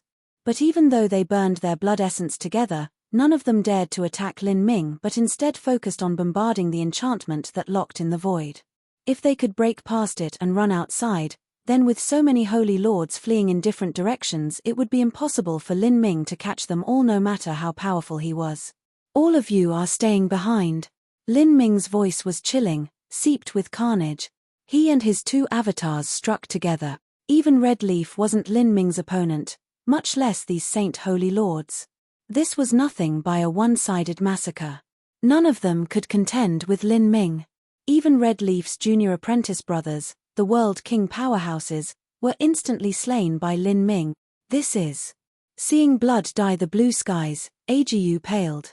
Lin Ming was slaughtering people who didn't possess any power to resist him, but he didn't show any leniency at all. He was a cold-blooded death god. Agu had seen these saint martial artists slaughter his fellow god race members. At that time, Agu wished he could kill them all without reserve. But now, as he saw these saint martial artists exterminated in large swathes by Lin Ming without any chances of resisting, he found he couldn't bear this scene. Although he was powerful, he couldn't be like Lin Ming and stain his hands red with blood. In the face of this absolutely ruthless massacre, he found it hard to calm his heart. "What are you thinking?" At this time, an indifferent voice echoed from behind Agu. Spooked, he immediately turned around. The black-clothed Lin Ming was standing behind him, his hand grasping the black dragon spear. Although the spear shaft wasn't stained with blood, Lin Ming's clothes were dyed crimson. The Legion of Saints had been thoroughly annihilated by Lin Ming. Lin Ming had even used the concept of life to scan the entire battlefield. As long as he sensed the aura of a person, he would kill them, lest there be a single clue of his presence remaining. And nothing. Agu gripped his long bow and backed away from Lin Ming, caution in his eyes. Even now he didn't know what Lin Ming's goal was or why he had saved them. Mercy to your enemies is cruelty to yourself. If you allow a single one of them to escape, your village will suffer total destruction. The moment they stepped out of this world, they would have immediately used a sound transmission jade slip to send news of what happened, and the next time they attacked to destroy this village, the one they sent would have been a half-step Empyrean or even a true Empyrea. At that time, both you and I would die. The mission of annihilating a little village wouldn't alarm an Empyrean. But because of the unique existence of Lin Ming, alarming an Empyrean would be the least of the troubles. I know. I'm sorry.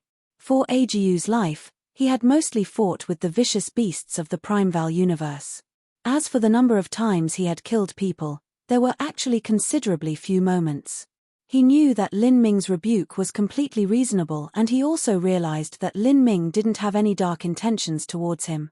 Agu hesitated for a moment and probingly asked, You aren't a saint martial artist? Agu felt that Lin Ming's techniques and combat methods were different from those of the saints.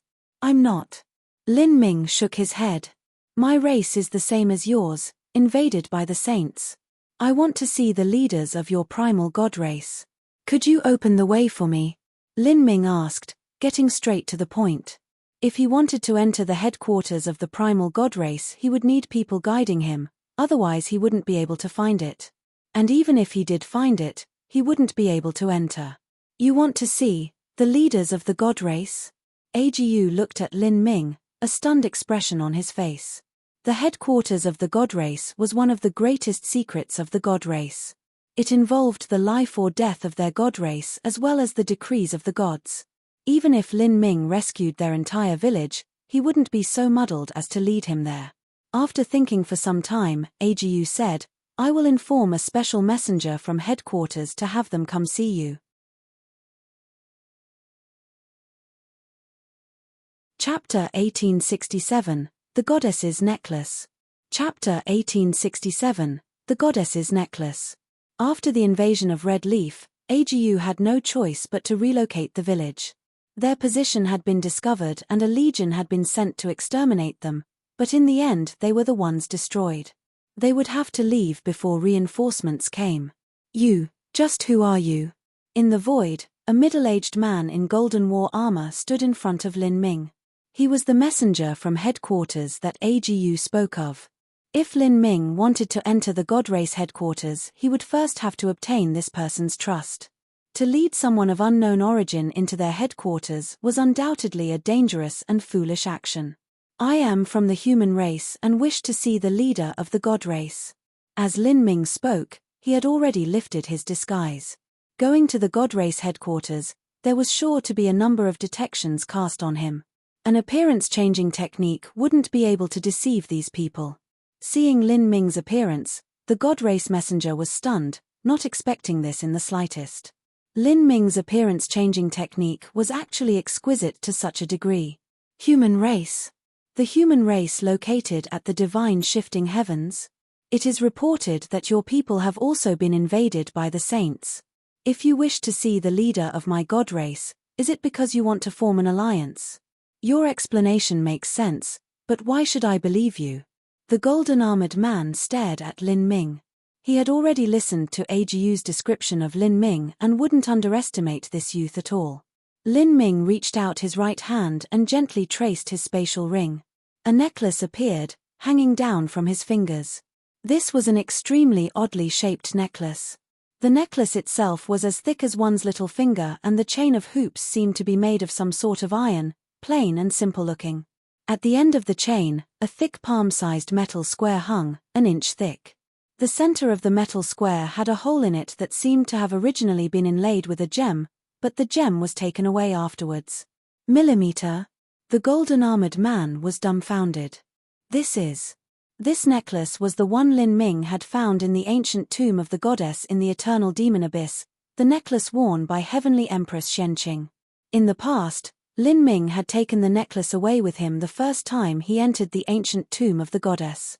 Afterwards, when he entered the divine realm and participated in the first martial meeting, he had pawned this necklace to Starbind Bank in order to purchase the Boundless World Pill.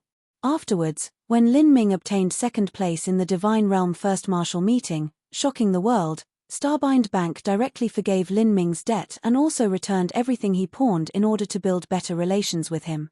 Now that Lin Ming took out this necklace, it was clear that the golden-armored man recognized it. The man's complexion changed again and again. He hoarsely said, "That is a keepsake of the royal family's bloodline.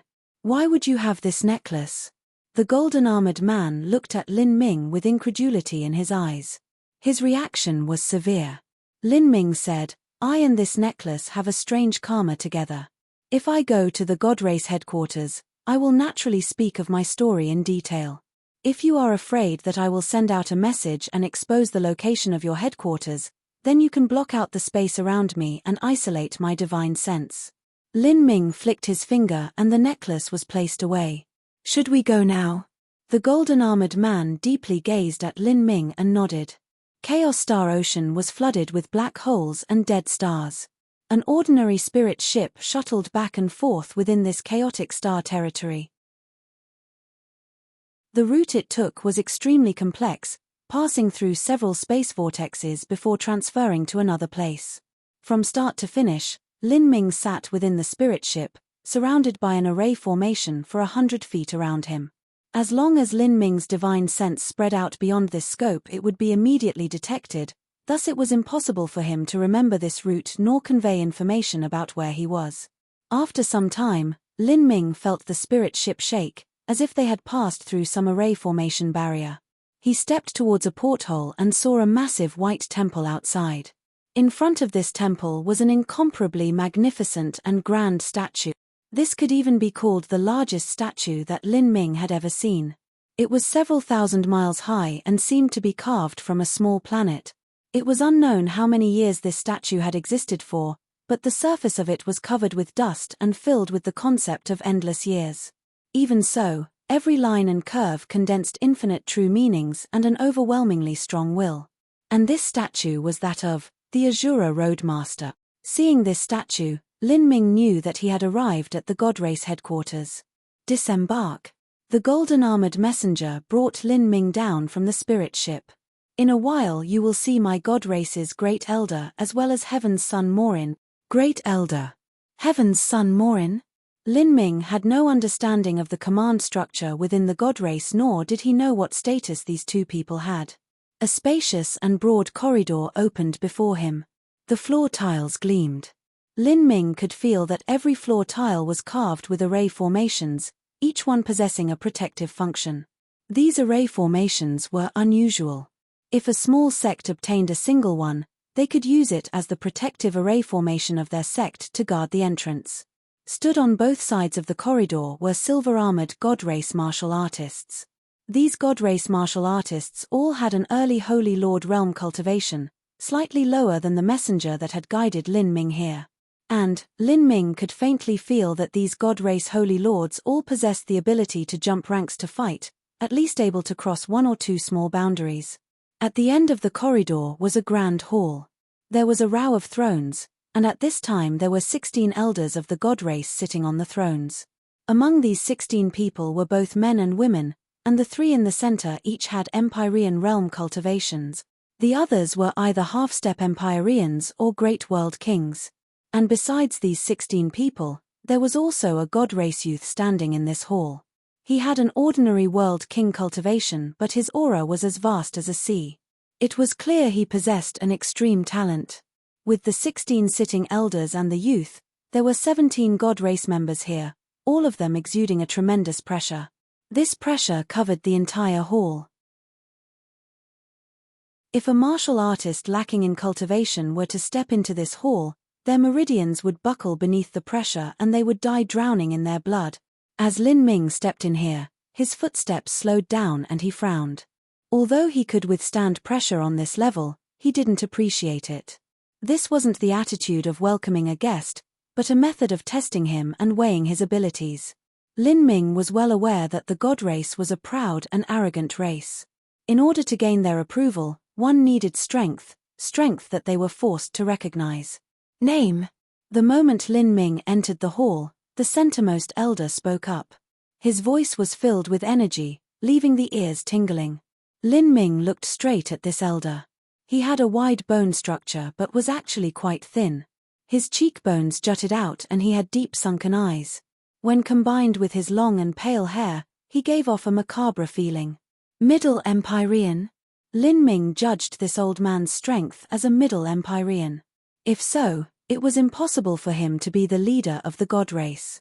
This was because when he spoke with Sheng Mai had said that the god race possessed several peak Empyreans. If a peak Empyrean used the decrees of the gods, they could even pose a threat to a true divinity.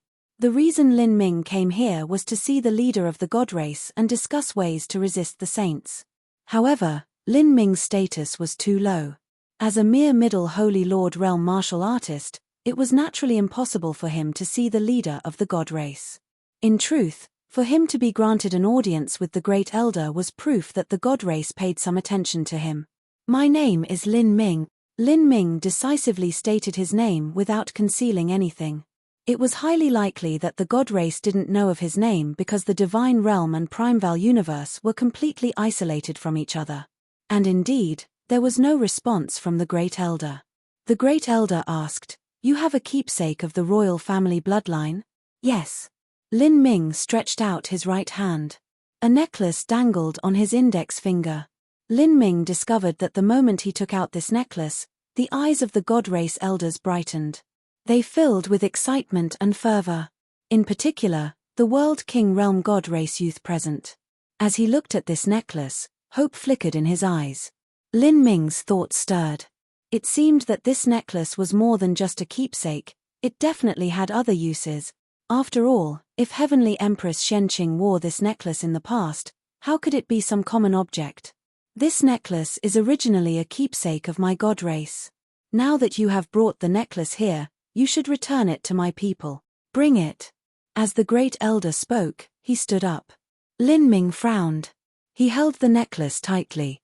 In the past, when he was at the ancient tomb of the goddess, the only reason he took this necklace was because he heard the voice of Heavenly Empress Shenqing. This was equivalent to Heavenly Empress Shenqing passing the necklace on to him. Afterwards, a remnant phantom of her soul had appeared and approved of Lin Ming taking care of it. Recalling this, Lin Ming was naturally unwilling to return the necklace with a few words from this Great Elder. What? Seeing Lin Ming not handing over the necklace, the Great Elder's complexion turned grim and he coldly said, "That is something which originally belongs to my race. Is it possible you want to take it for yourself?" The Great Elder's words concealed a sharp edge. Lin Ming's face darkened. After all, whether it was going to the spiriters or now coming to the god race, Lin Ming had expected that nothing would go smoothly for him. He was only a single person and his cultivation wasn't high either. In the face of a war between races, he didn't have any function at all. In addition, he was from an alien race. Because of this, trying to get the god race to take him seriously was impossible. Lin Ming wasn't naive enough to believe that the leader of the god race would warmly receive him just because he saved a small village. It was because of Heavenly Empress Shenqing that Lin Ming wanted to come to the primal god race and repay his debt of gratitude to them. At the same time, he also wanted to use the primal god race to further delay the saints and give humanity a chance to breathe. But the primal god race didn't know any of this. All they knew was that Lin Ming was just a hairless little child whose cultivation wasn't even at the World King realm. In a race that possessed many Empyreans, wasn't it ridiculous to think that a mere hairless little child could save them?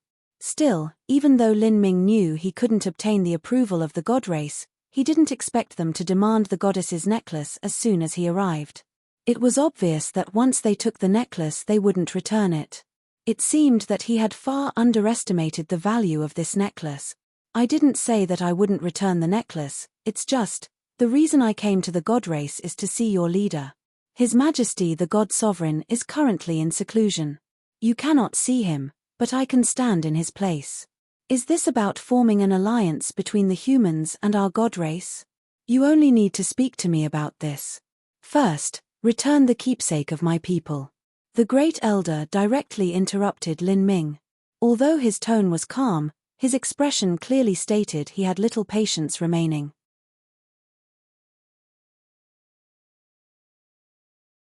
Chapter 1868, God Race's Forbidden Land. Chapter 1868, God Race's Forbidden Land. The God Race's great elder was a middle Empyrean. As for Lin Ming, he was only a middle Holy Lord. Between the two large boundaries separated them, and the second large boundary, the disparity between a great world king and an Empyrean, was a particularly devastating difference. In the great elder's opinion, him speaking so kindly and nicely to Lin Ming was already giving him more than enough face. But seeing that Lin Ming didn't have any intention of handing over the necklace, this caused him to lose a great deal of patience. At this time, the World King God Race youth standing in the hall walked towards Lin Ming and stood in front of him. He looked Lin Ming in the eyes and gently smiled, saying, "I am Heaven's son Morin. Friend, this necklace is extremely important to our God Race. Since you have saved a village of our God Race and you yourself are extraordinary, we do not wish to embarrass you. Return the necklace to us." Although the World King youth's expression was polite, his words held a veiled threat. Moreover, he couldn't hide the arrogance inherent in his bones. Lin Ming looked at this person, so this was Heaven's son Morin. It was clear that Heaven's son was a title and Morin was his name. This was an outstanding young elite of the God Race. His talent and his achievements were much higher than those of AGU. "I came to the God Race for my own reasons. You haven't asked me what I am here for and yet you want me to hand over the necklace? If I hand you the necklace, should I just leave then?" Lin Ming mockingly said. "You came to our God Race to form an alliance, right? About that, it is a matter we can slowly discuss. But before then you must hand over the necklace as it is something only we can use.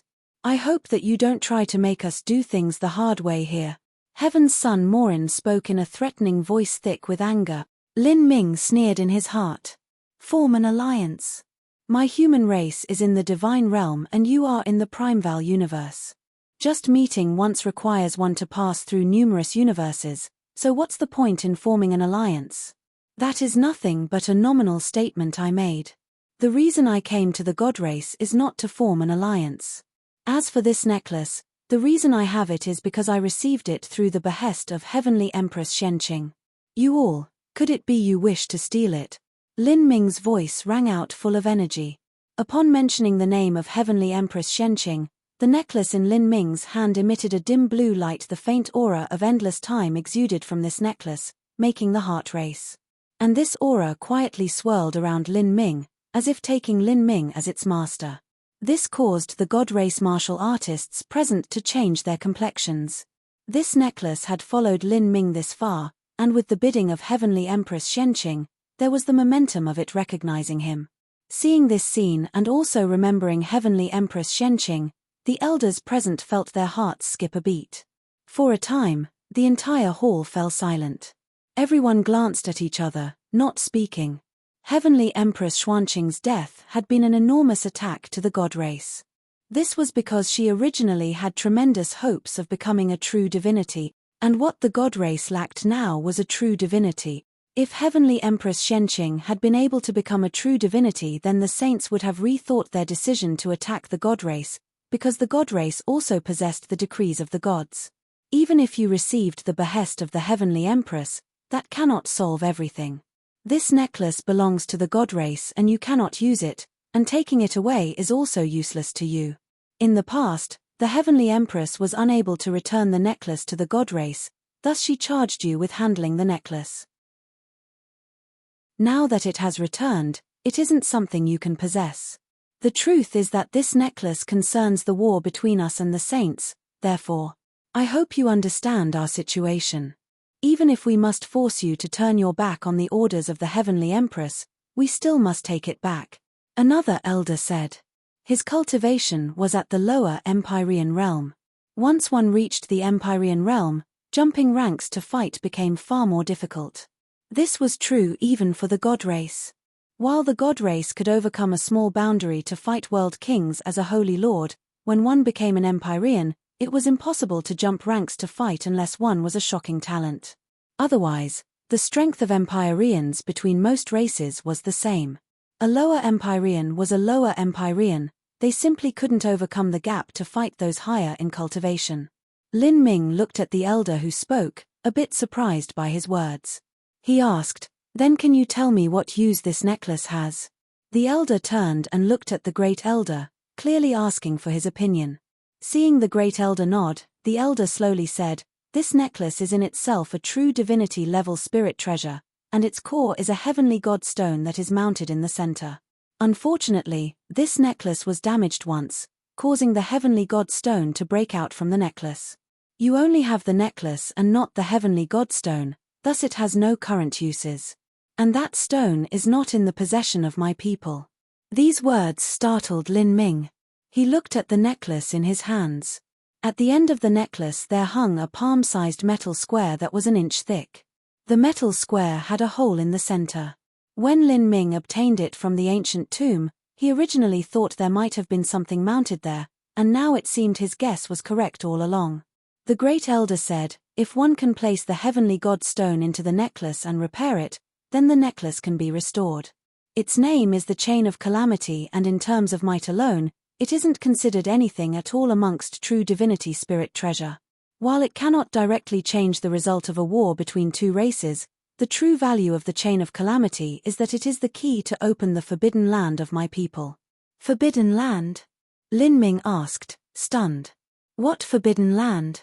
10 billion years ago, my race's ancestor, heavenly god Azura, left behind a forbidden land that included relics and parts of his inheritance. Heavenly god Azura left behind teachings to his people. According to these teachings, the Chain of Calamity can be used to open the forbidden land when a great calamity appears. What the great elder spoke of was a secret of the primal god race. Many god race people didn't know of it. During the vast period of 10 billion years, the primal god race had experienced more than one calamity, and the forbidden land had been opened before. But it seemed that every time the forbidden land was opened, the situation within was different, so no one knew what to expect from within. "Heavenly god Azura?" Lin Ming was bewildered. "You mean the Azura Roadmaster?" "Exactly." The great elder's answer was a bolt of lightning that raced through Lin Ming's mind. It was like something had electrified his heart, making his heart race. This feeling was. Lin Ming's pupils shrank. If the Azura Roadmaster's relics were located within, then perhaps. He didn't know why, but he had an intense premonition that the third Emperor Jade was located within this so-called god race forbidden land.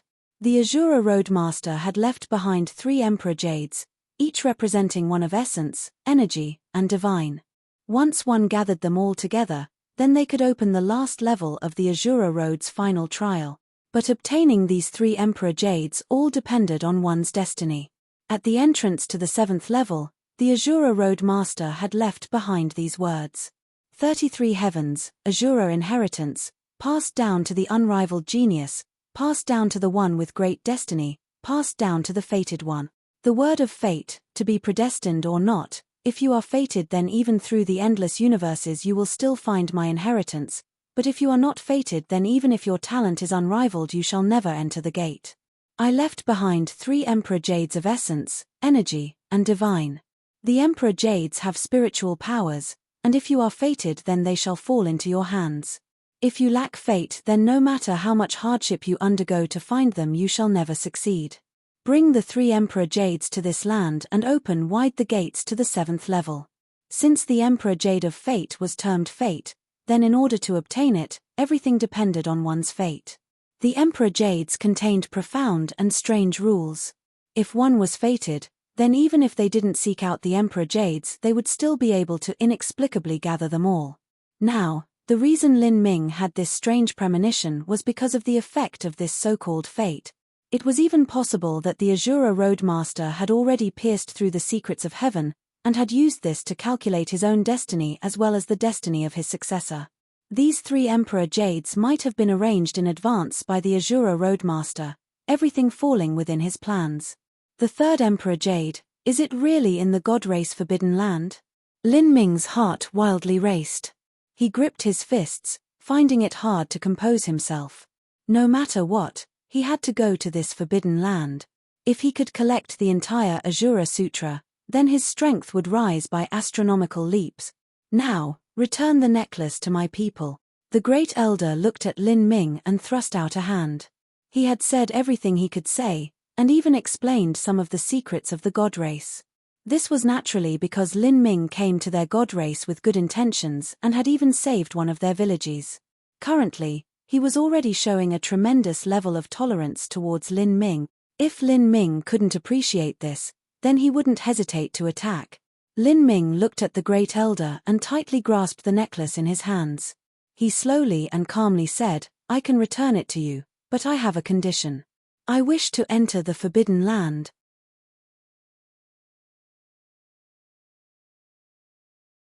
Chapter 1869, The Old God Sovereign.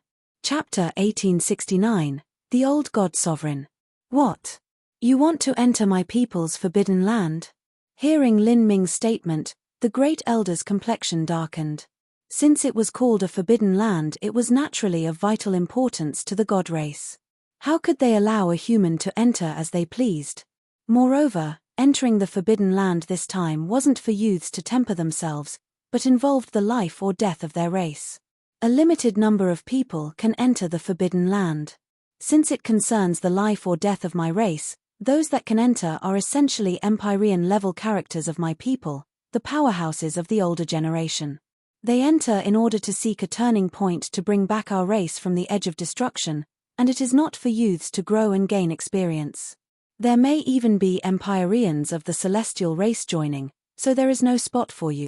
The Great Elder didn't want to waste a precious spot. His refusal was clear. However, as Lin Ming heard these words, all he heard were loopholes.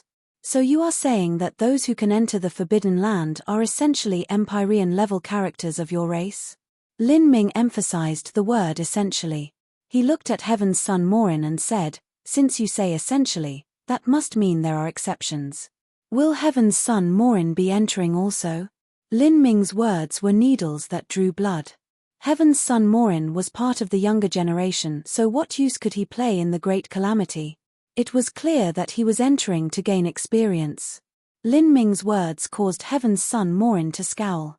He angrily said, "Whether I enter or not is an internal matter of my god race. It isn't something that an outsider like you can be pointing fingers at." Lin Ming sneered. "I may be an outsider, but this chain of calamity was passed to me by Heavenly Empress Xianqing. It was I who inherited her request and I who brought this necklace here. If it wasn't for me, you wouldn't be able to open the Forbidden Land to begin with." As Lin Ming spoke, energy spontaneously surged from his body. As for the chain of calamity in his hands, it faintly echoed with Lin Ming's energy and emitted waves of blue light. This blue light was similar to the light of endless years, bringing with it a simple and boundless feeling, as if this blue light had flowed from the beginning of time. Seeing this, the god race martial artists present felt their pulses quicken. They didn't know whether or not the chain of calamity had truly recognized Lin Ming as its master, but they could confirm that it was indeed absolute truth that this human youth had received the will of Heavenly Empress Xianqing. If you really disregard this human and ignore the will of Heavenly Empress Xianqing, it is hard to imagine what could happen. If an accident occurs when we repair the chain of calamity, a god race elder sent a sound transmission. It had to be known that this chain of calamity was a true divinity spirit treasure. In ordinary circumstances, repairing a true divinity spirit treasure required a true divinity to do so. But their god race lacked true divinities, and thus they could only have several Empyreans join forces and even use a part of the strength from the decrees of the gods to repair the necklace. Old 3, your thoughts are overwrought. The Great Elder shook his head. The Heavenly Empress once attempted to use the Samsara road to snatch back our god race's destiny and rid us of the curse that hinders us from reproducing. But the result is that the saints stuck their foot in and caused everything to fall into failure. Even the chain of calamity was lost in the divine realm. In this case, the Empress shouldn't have been able to find someone appropriate to return the chain of calamity to us, thus she was forced to choose this human boy. Heavenly Empress Xianqing exhausted every method and all of her strength in order to restore our god race, so how could she possibly allow an accident to occur in a matter that concerns the life or death of our people just for a human boy? When we repair the chain of calamity, the Empress will surely bless us, the Great Elder said with utter confidence.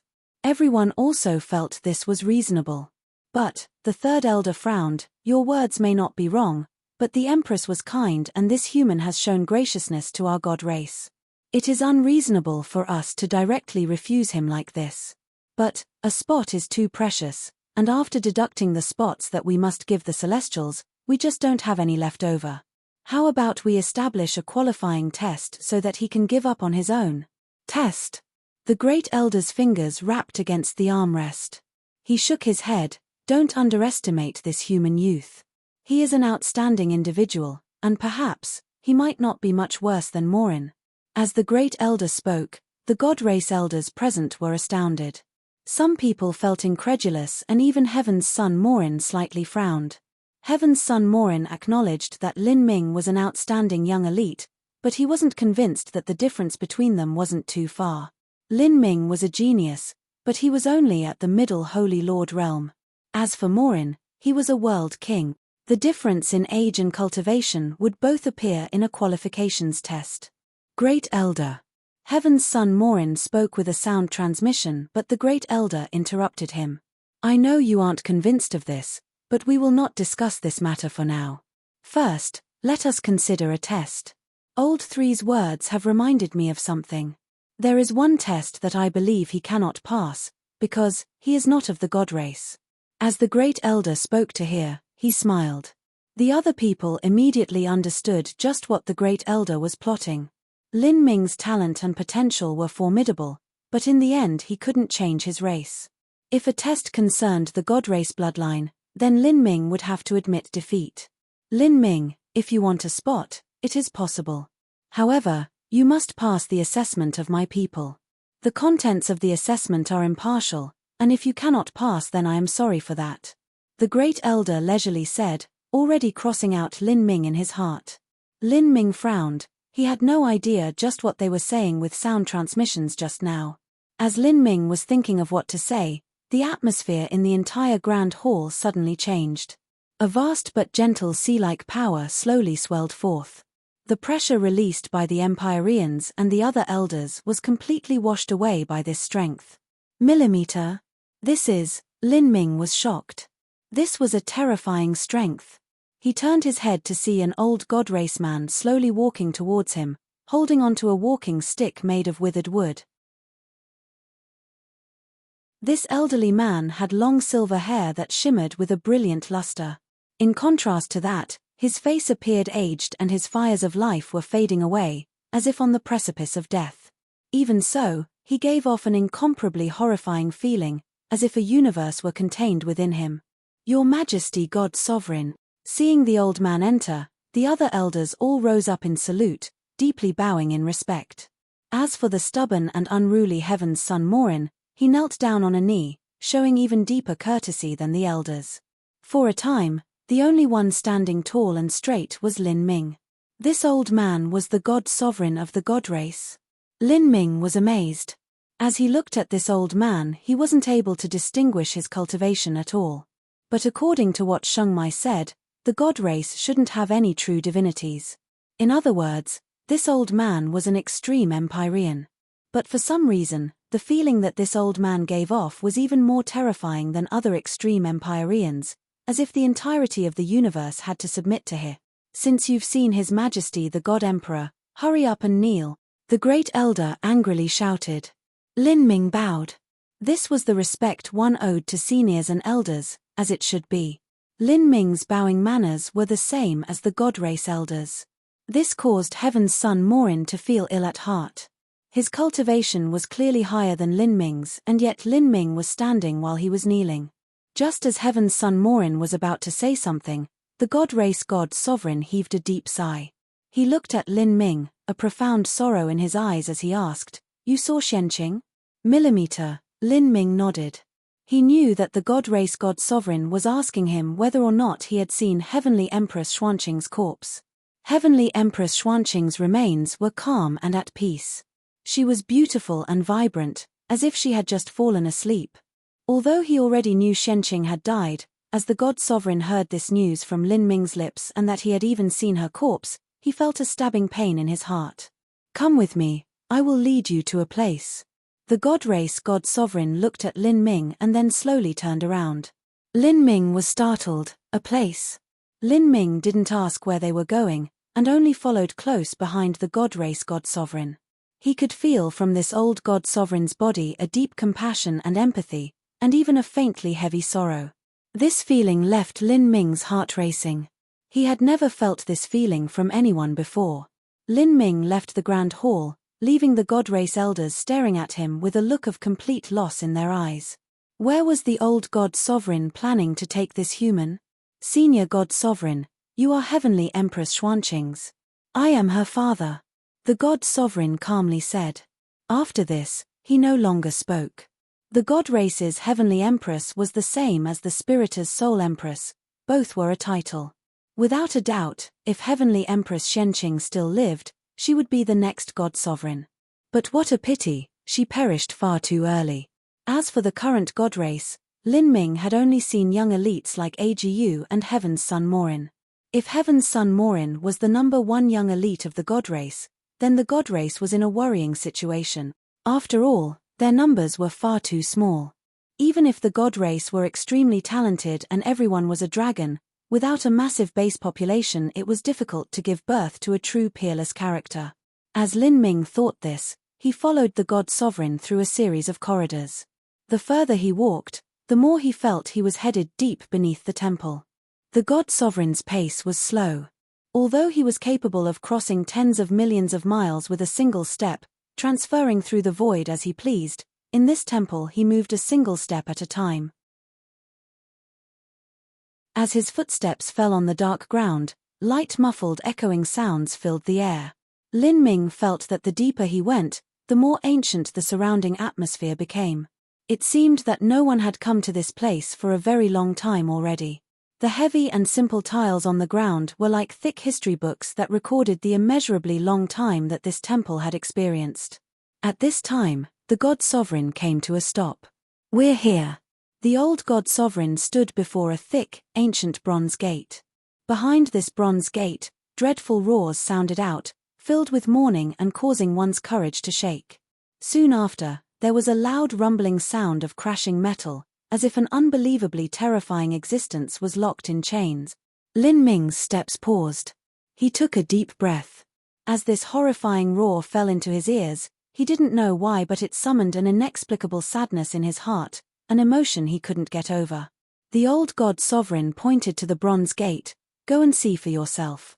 Lin Ming took a deep breath and pushed open the bronze gate. In that moment, Lin Ming felt as if he wasn't opening a gate, but a thick tombstone. Behind the ancient gate was a dark and isolated world, similar to a pitch-black abyss.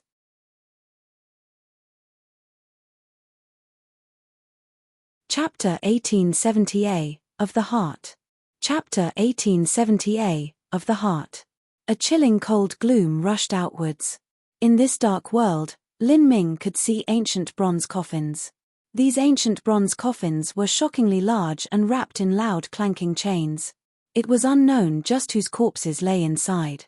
There are 12 ancient bronze coffins altogether, Lin Ming thought, startled. He could faintly feel that within each bronze coffin slumbered a horrifying existence, but he simply didn't know what they were. However, what caught Lin Ming's attention was not these 12 ancient bronze coffins, but what lay at the end of these coffins. It was an incomparably fierce and hideous beast. This vicious beast had 4 thick legs and alarmingly sharp claws. Its entire body was covered in scales and thick black hairs grew out from its body, making it seem like some legendary demon beast from hell. Lin Ming could sense from within this vicious beast a smell of blood that was as deep as an ocean, as if this beast had taken countless lives. At this time, the horrifying vicious beast was staring at Lin Ming with its ghostly green eyes. Its 4 limbs and its titanic form were entangled in layers of chains. When Lin Ming heard the crashing of metal from outside, it was clearly because this vicious beast had been struggling against the chains. As Lin Ming looked at this demonic beast, he was inexplicably shocked. He didn't know why, but he could feel a familiar aura from this vicious beast, one that left him filled with disbelief. This is, Lin Ming stared at the demonic beast. It was wrapped in black energy, and this black energy was incomparably familiar. That is. Lin Ming looked at the god race's god sovereign, his eyes filling with fear. Roar. At this time, The demonic beast let out an earth-shaking roar.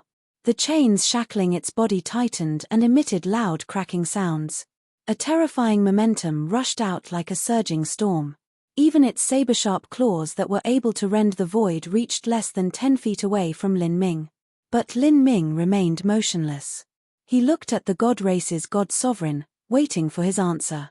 Then, the god sovereign opened his mouth and slowly spoke, as if he were speaking from across the shores of time.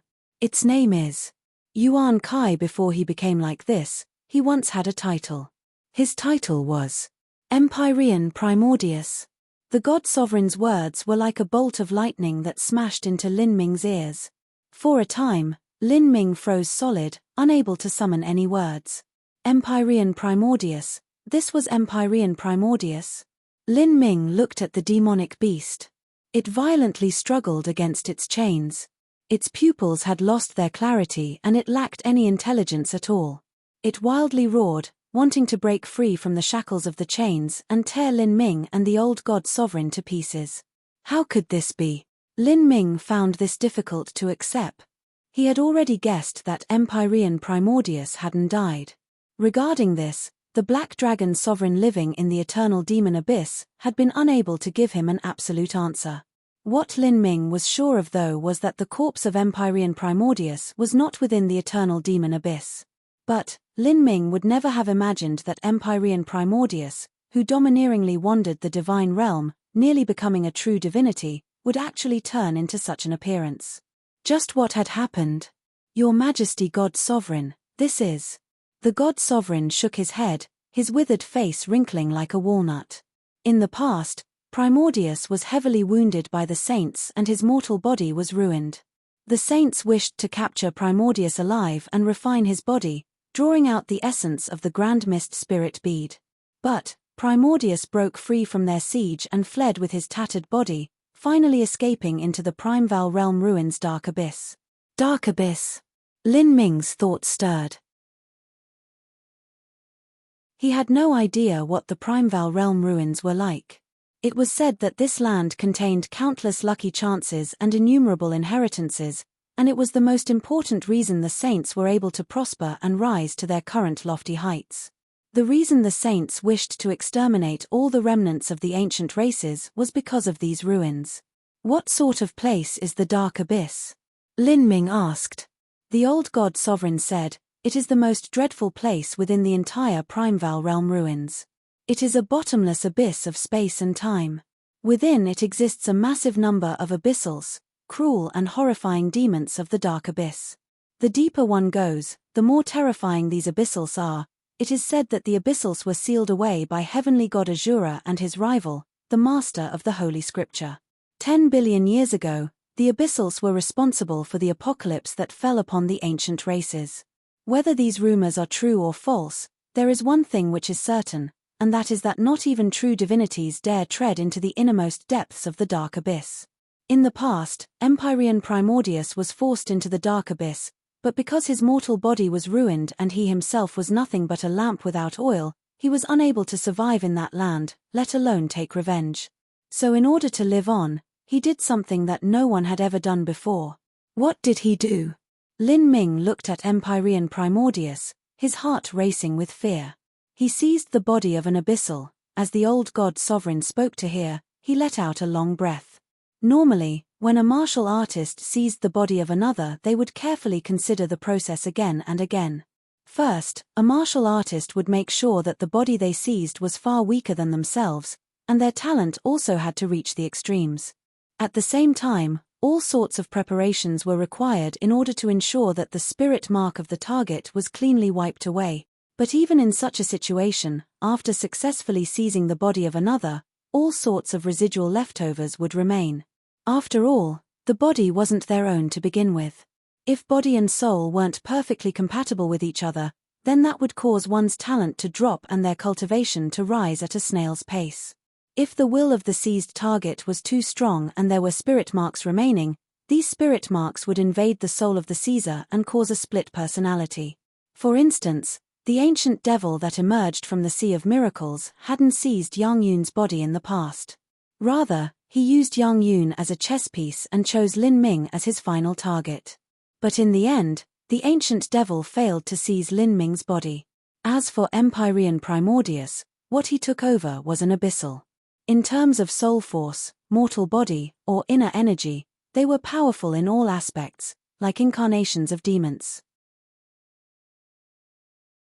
Wanting to seize their bodies was easier said than done. The old god sovereign said, "It is more accurate to say that Primordius fused his ruined body and soul with an abyssal, melting them together as one. Now, I fear that Primordius has lost any remnants of his mind and has completely fused with the abyssal's soul, becoming like he is now." He fused as one with the demon? Lin Ming looked at Empyrean Primordius, unsure of what to say. In the past he had fantasized that because of some reasons, Empyrean Primordius had hidden himself away in some corner of the universe. Or maybe, when the great calamity erupted, Empyrean Primordius might appear at a crucial moment, perhaps even making another breakthrough and coming close to the realm of true divinity. Although he might not have been able to turn the tide, his appearance would have at least given humanity a chance to recover. But reality was cruel. A generation's peerless proud son of heaven had ended up with such a fate. Lin Ming silently stepped in front of Empyrean Primordius and deeply bowed. However, even though Lin Ming's body exuded a vague grand mist energy, the pupils of Empyrean Primordius were still filled with bloodthirst, completely disregarding Lin Ming's status as the Grand Mist successor. Roar.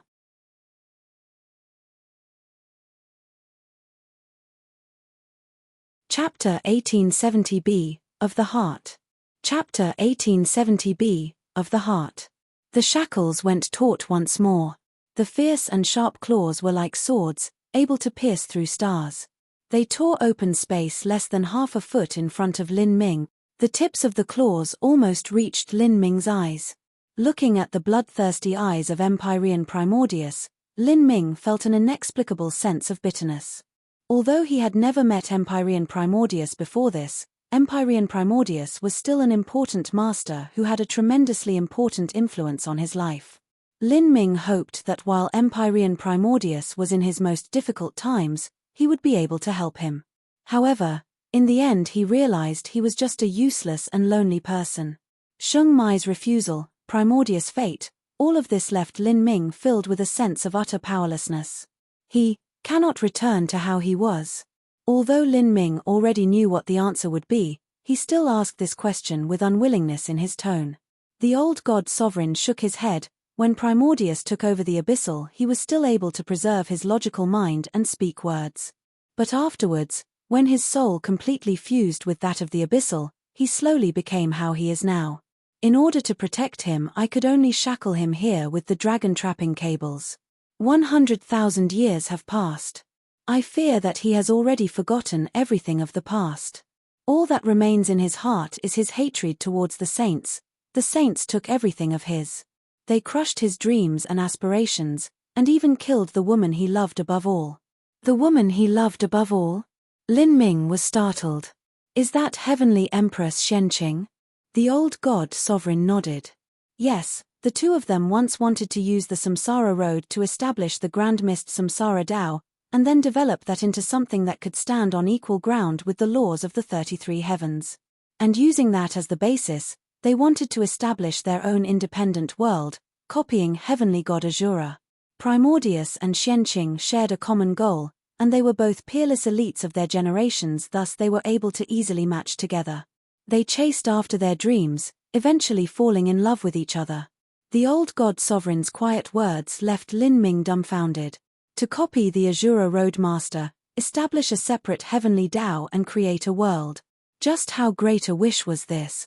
Yet, one was an unrivaled woman close to becoming a true divinity, and the other was a genius of humanity that possessed the Grand Mist Spirit Bead.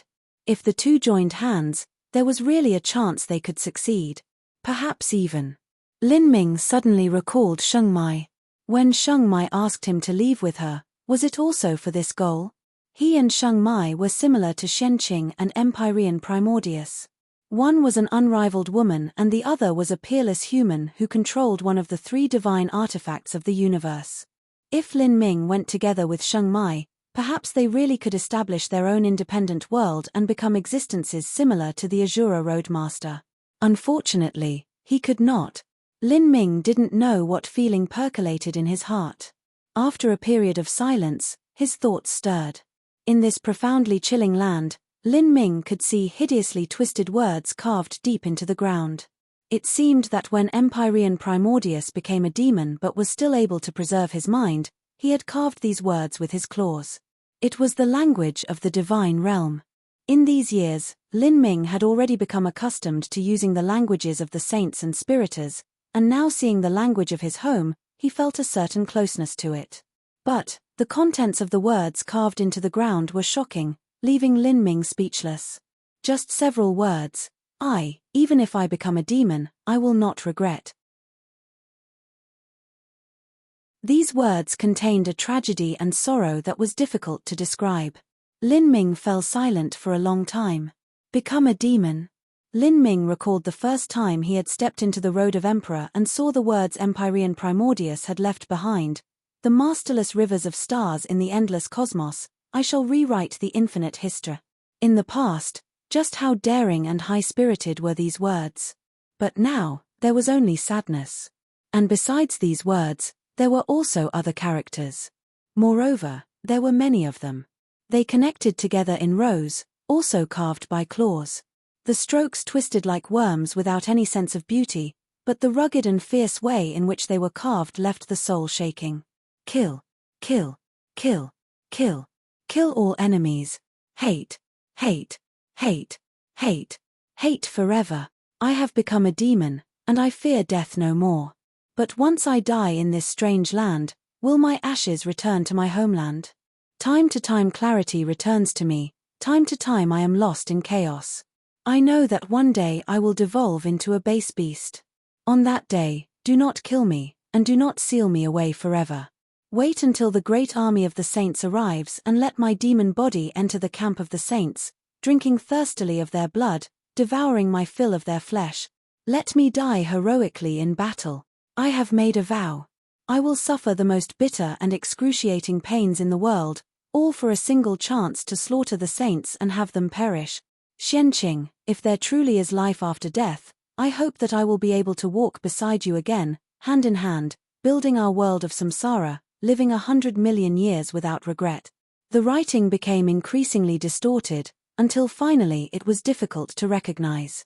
Sometimes thick demonic energy was emitted from the words, shocking the heart. Sometimes they were pitiful and pained, as if recalling the nostalgia and guilt that Primordius felt towards Xianqing. Seeing these words, the heart quaked and the eyes became wet. Lin Ming stood there for a long time, seeming to relive the scene from tens of thousands of years ago when Empyrean Primordius was locked away in this dark world with dragon-trapping cables, left to struggle with this pain by himself. After seizing the body of an abyssal, he would have to resist the soul-rending pain and terror of being invaded by the abyssal's spirit mark. Such a pain was unfathomable, and originally, Empyrean Primordius had possessed a magnificent future as well as the Grand Mist spirit bead. He should have been able to create his own history, but because of the saints he had lost everything and even his lover died for him. Beside Lin Ming, the old god sovereign quietly said, "Not many of our god race know that Primordius seized the body of an abyssal and is locked away here. I still remember the past, when Primordius was about to fall into depravity." During those brief moments of clarity he still cultivated the body transformation laws and the 9 stars of the Tao Palace, all in order to temper his demon body and prepare for the final war with the saints. At that time, the pain he withstood to his soul cannot be imagined. And he was well aware that there would come a day when he wouldn't be able to persist. I once asked him whether or not he would like me to end his life for him. Primordius said that he had already expected this result when he seized the body of an abyssal. But he wasn't willing to die like this, because even if he fell into madness and lost the last traces of his sanity, becoming nothing more than a mindless beast, he still desired to one day break into the camp of the saints and perish together with the saint powerhouses. Many years have passed, and I often come to see him. He has already fallen into madness for a long time and lost all memories he once had. Now, the saints have arrived and started to kill my people and annex our lands. But I still cannot be cruel enough to unleash Primordius into battle. I know that once he breaks into the ranks of the saints, he will surely die in battle, just as he wrote. But no one would be able to recover his bones, and his corpse would remain forever unable to return home. The old god sovereign's faint words were filled with inexhaustible grief. In a sense, Primordius was his son-in-law. Towards Primordius, he likely felt the same love as a father felt for their son. The old god sovereign let out a long breath and looked at Lin Ming. Child, I can feel the same aura as Primordius emanating from your body. In addition, with the chain of calamity you took out, I expect that you have gone to the place where Primordius fought and Xianqing died in battle, even obtaining their inheritance. What the old god sovereign felt within Lin Ming was the grand mist energy. This was the only reason he brought Lin Ming to this place where Primordius was caged, and allowed him to see Primordius. Lin Ming quietly nodded.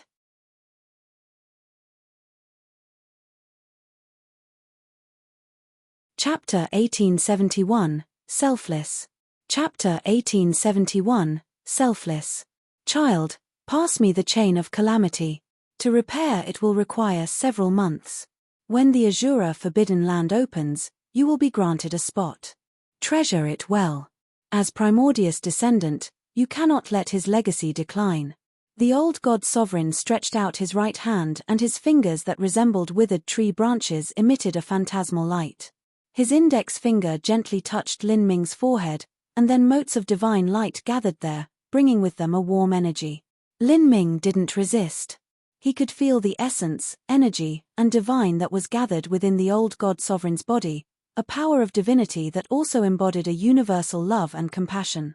Finally, this light formed a mark between Lin Ming's eyebrows. Lin Ming could feel this wasn't a normal mark. It also possessed protective properties. After placing this mark, the old god sovereign gently gasped, as if a little tired. It seemed that what he just did had consumed a considerable amount of strength. Lin Ming's thoughts stirred. Your Majesty God Sovereign, I'm fine. The old god sovereign waved his hand. Child, I have placed the rune of the god sovereign within you. Now that our great calamity is arising, the god race is panicking in places high and low. With the opening of the Azura Forbidden Land, many people wish to enter and seek out a lucky chance in order to protect themselves during this misfortune. Your arrival in the god race may have brought a sliver of hope to us, but you have also become competition to those in the god race. I will give you one of the spots, but there will inevitably be those who criticize my decision. There may even be some people who act against you. In my eyes, you are still a child. Although your talent is good, you are too weak. This god sovereign rune is personally placed on you by me, and will protect you from harm within the god race. The old god sovereign lightly said, as if this were a minor matter not worthy of mention. But Lin Ming was moved by these words. He didn't think that the old god sovereign would treat him like this. He remembered that even Morin, who obtained the title of Heaven's Son, didn't have such a god sovereign rune between his eyebrows, but the old god sovereign had actually marked him. Moreover, Lin Ming could sense that placing this god sovereign rune within him wasn't easy at all. The old god sovereign had given him and not Heaven's Son Morin this mark, and this was also the first time they had met. Senior god sovereign, Lin Ming wasn't sure what to say. Towards this person who had given him a drop of graciousness, he had to return it with an entire spring's worth. Don't feel sorry. The old god sovereign could see through Lin Ming's thoughts. He shook his head and said, You returning the chain of calamity to my race is already a great favor to us. Moreover, I can feel an extraordinary strength from your body. Your aura even surpasses that of Primordius during his youth. Primordius possessed everything. But in the end, what he lacked was that last point of destiny. Before he grew, the saints sent out numerous Empyreans to strangle him to death. Child, let me give you a piece of advice. As long as you live, there is nothing more important than that, but if you can live then you will be the future. As the old god sovereign spoke these words, he gently patted Lin Ming's shoulder and then turned to leave. Lin Ming looked at the hunched back of the old god sovereign slowly vanish into the darkness, an inexplicable sorrow in his heart. He could feel that the old god sovereign didn't have much time remaining in this world. The fires of his life were dwindling away, as if they would extinguish at any moment. Throughout Lin Ming's many years, he had seen and experienced many elders who had looked after him as much as they could.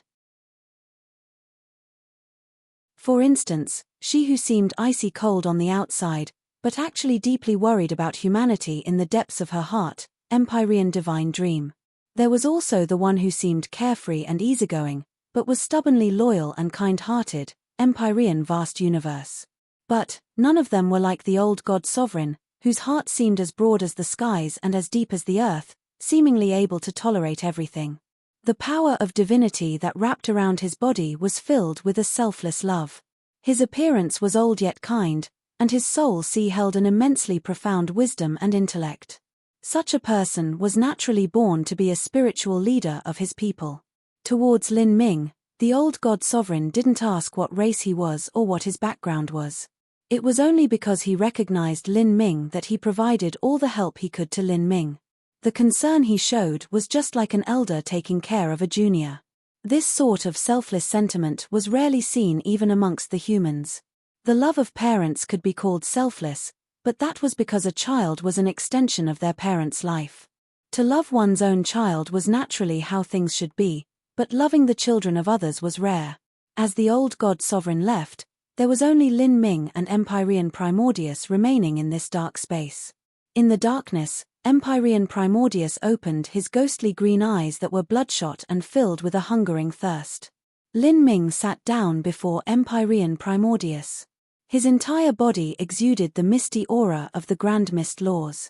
Faint traces of Grand Mist energy surrounded Empyrean Primordius. Lin Ming galvanized his martial intent, trying to connect to Primordius' heart. In this situation, he moved forwards a step at a time, trying to approach Primordius. After being shrouded by this familiar Grand Mist aura, Primordius' eyes seemed to be a tiny bit less confused. The hostility that rolled off of him had reduced a little. Lin Ming held his breath, revolving his strength to the limit.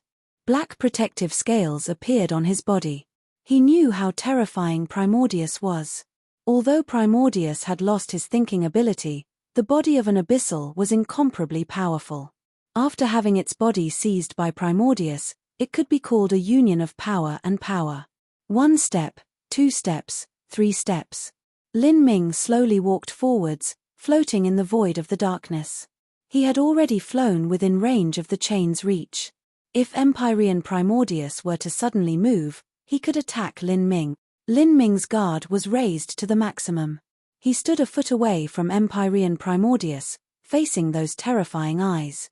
"Senior Primordius, you may not remember me, but my name is Lin Ming. I am your descendant, and I would like to help you." Lin Ming silently sent a sound transmission, attempting to rouse Empyrean Primordius consciousness that was lost in the soul sea of the Abyssal Devil.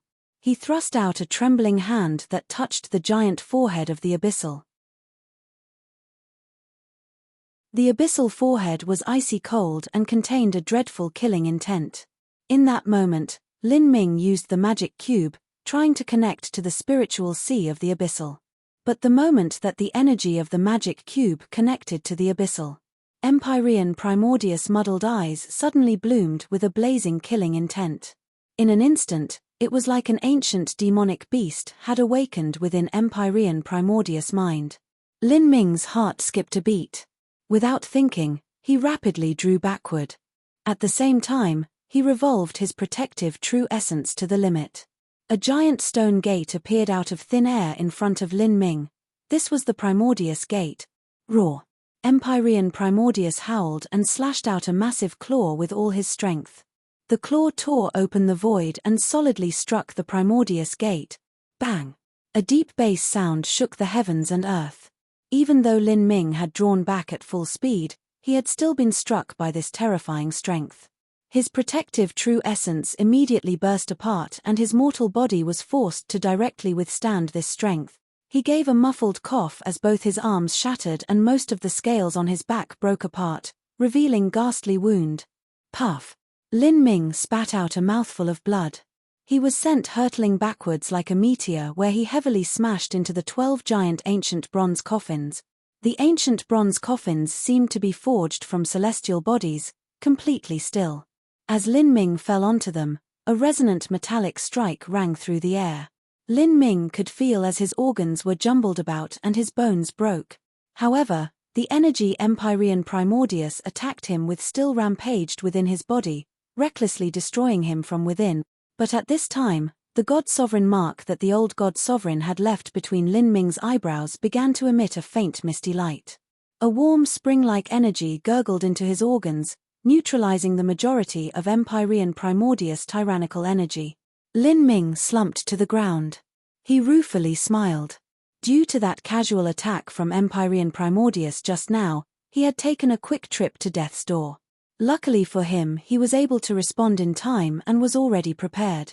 With the powerful defensive abilities of the Primordius Gate and the protection of the God-Sovereign mark, he had ended up alive. It was good that Lin Ming's recovery abilities defied the heavens.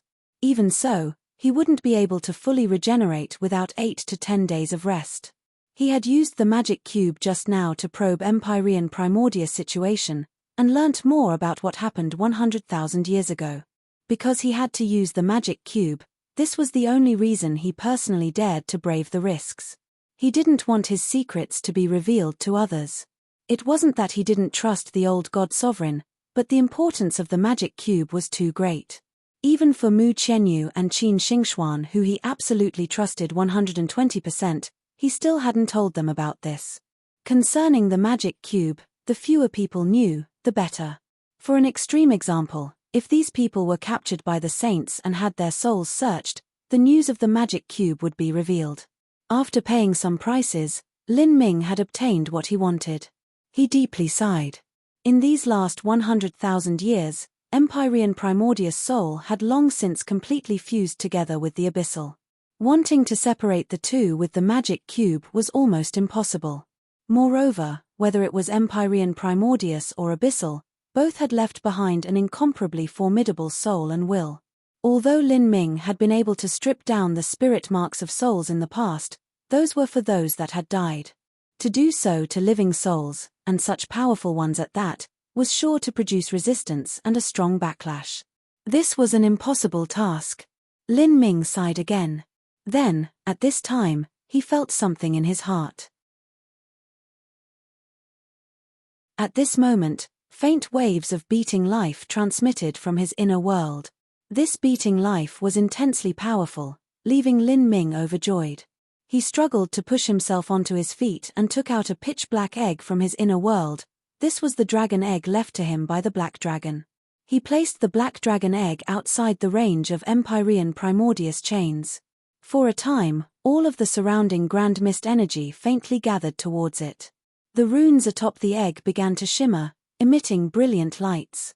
Empyrean Primordius' bloodthirsty eyes became confused once more as he saw this dragon egg. At the same time, the life fluctuations coming from the dragon egg became increasingly fierce. Lin Ming could even feel that the small life within this black dragon egg had taken rudimentary form. These waves of life fluctuations were its heartbeats.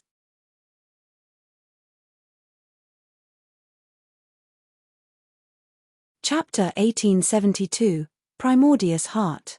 Chapter 1872, Primordius Heart. Seeing this, Lin Ming was aware that the black dragon would soon hatch. Of course, this so-called hatching process would take years. The hatching of a god beast was an extremely long process to begin with.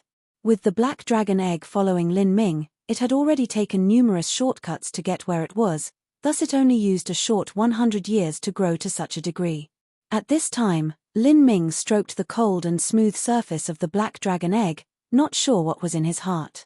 In the brief moment when Lin Ming tried to probe Empyrean Primordius' mind, as well as combining it with what the old God Sovereign and Empyrean Divine Dream had told him, he could imagine what had happened 100,000 years ago.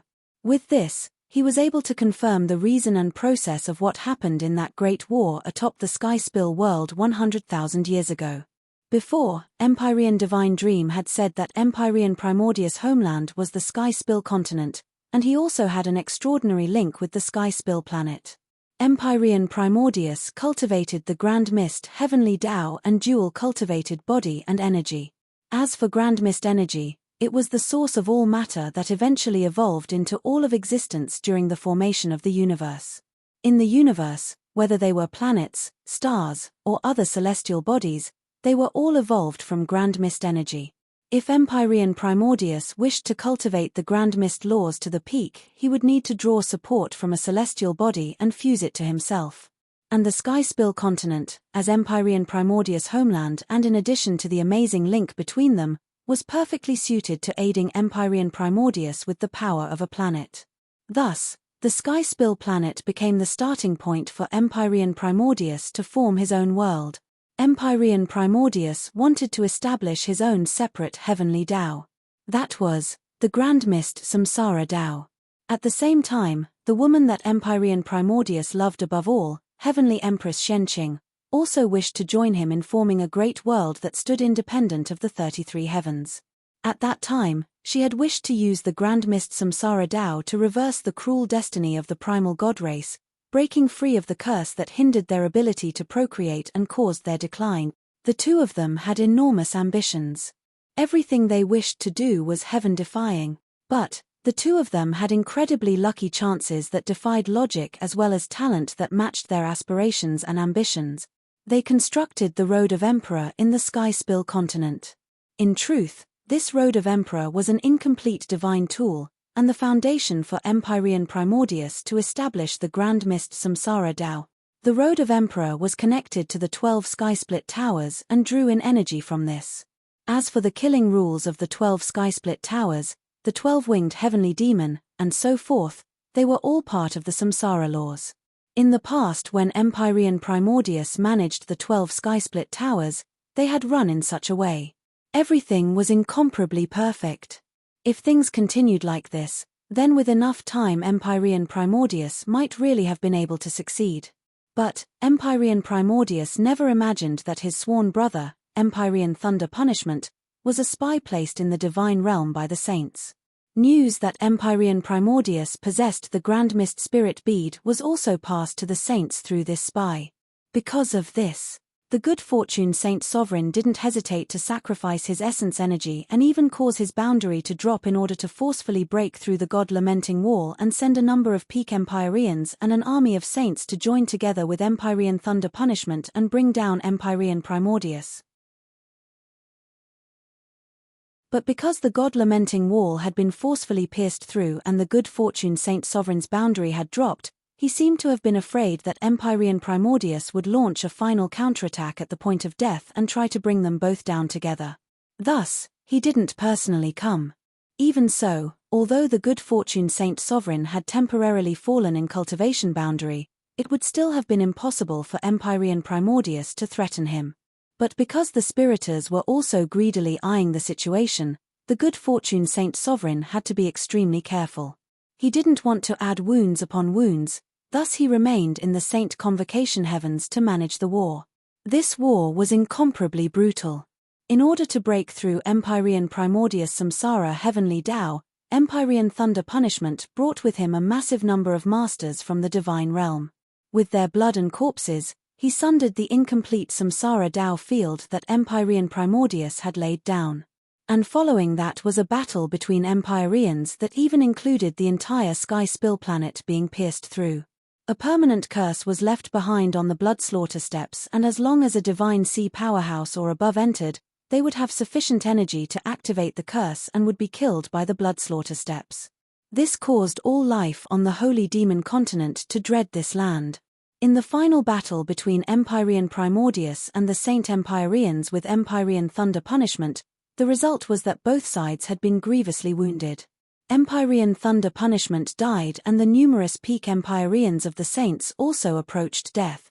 The great strength of Empyrean Primordius and Heavenly Empress Shenqing had completely surpassed their imaginations.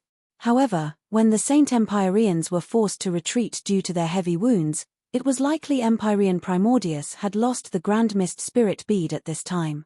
He lost his love, lost the Grand Mist Spirit Bead, and everything he had tried to form over tens and hundreds of thousands of years had been utterly destroyed.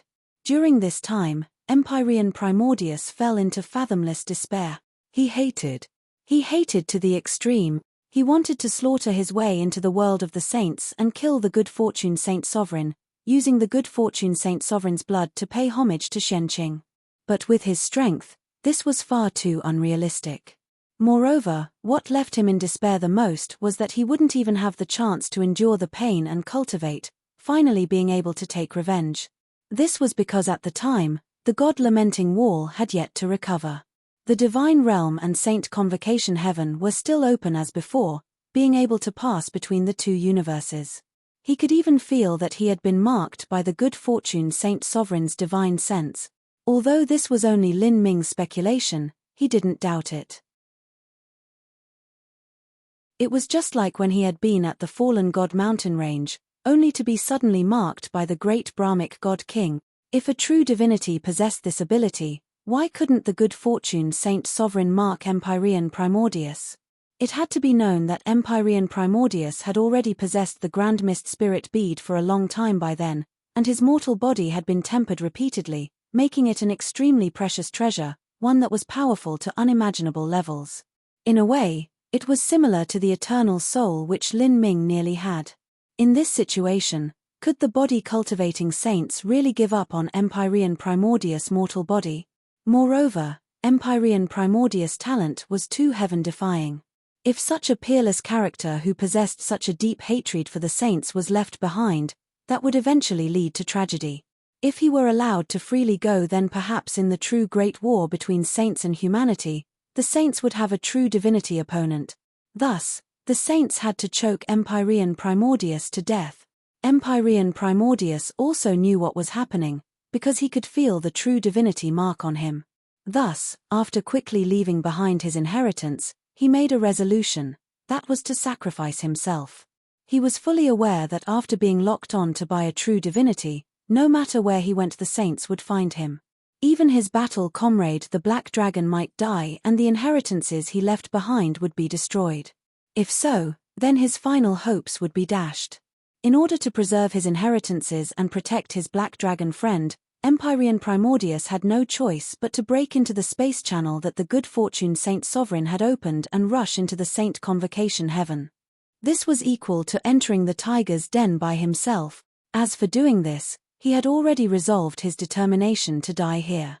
He knew it was impossible to return to the divine realm ever again. He didn't tell the Black Dragon of his departure, and the Black Dragon might not even have been aware that Empyrean Primordius had been locked on to by the divine sense of a true divinity. It was because of this that when Lin Ming returned to the eternal demon abyss again and asked the Black Dragon about Empyrean Primordius' whereabouts, the Black Dragon hadn't known anything at all. When Empyrean Primordius left by himself, he knew his situation couldn't even be described as 10 chances of death and 1 chance of life. Thus, he left the most valuable Empyrean spirit treasures he had, which included the Primordius Gate, Primordius Bell, and Primordius Heavenly Palace, all behind, for his future descendants to come and take. He didn't have the heart to watch the unparalleled beauty of Heavenly Empress Shenqing slowly fade away after her death, eventually rotting and turning into bones. Thus, he gouged out his own beating heart and placed it within her body, where it lay beating for 100,000 years. He knew there was no significance behind this, that it was impossible to revive Heavenly Empress Shenqing. But the reason he did this was to forever protect the woman he loved, to protect the final pure bliss in his heart. Until he died, he wanted those beautiful days to live on. Thus, when Lin Ming found Heavenly Empress Xuanqing's body, she still seemed filled with life as before. From this point alone, it was clear how deep Empyrean Primordius' feelings were towards Heavenly Empress Shenqing. Lin Ming recalled the words that Empyrean Primordius had left behind. Shenqing, if there truly is life after death, I hope that I will be able to walk beside you again, hand in hand, building our world of samsara, living 100 million years without regret. These words, how much hate did they contain, how much unwillingness? After finishing all of this, Empyrean Primordius left. He concealed himself from the Black Dragon and brought his pursuers chasing after him. No one knew where he went. No one knew how lonely and tragic the road he had taken was.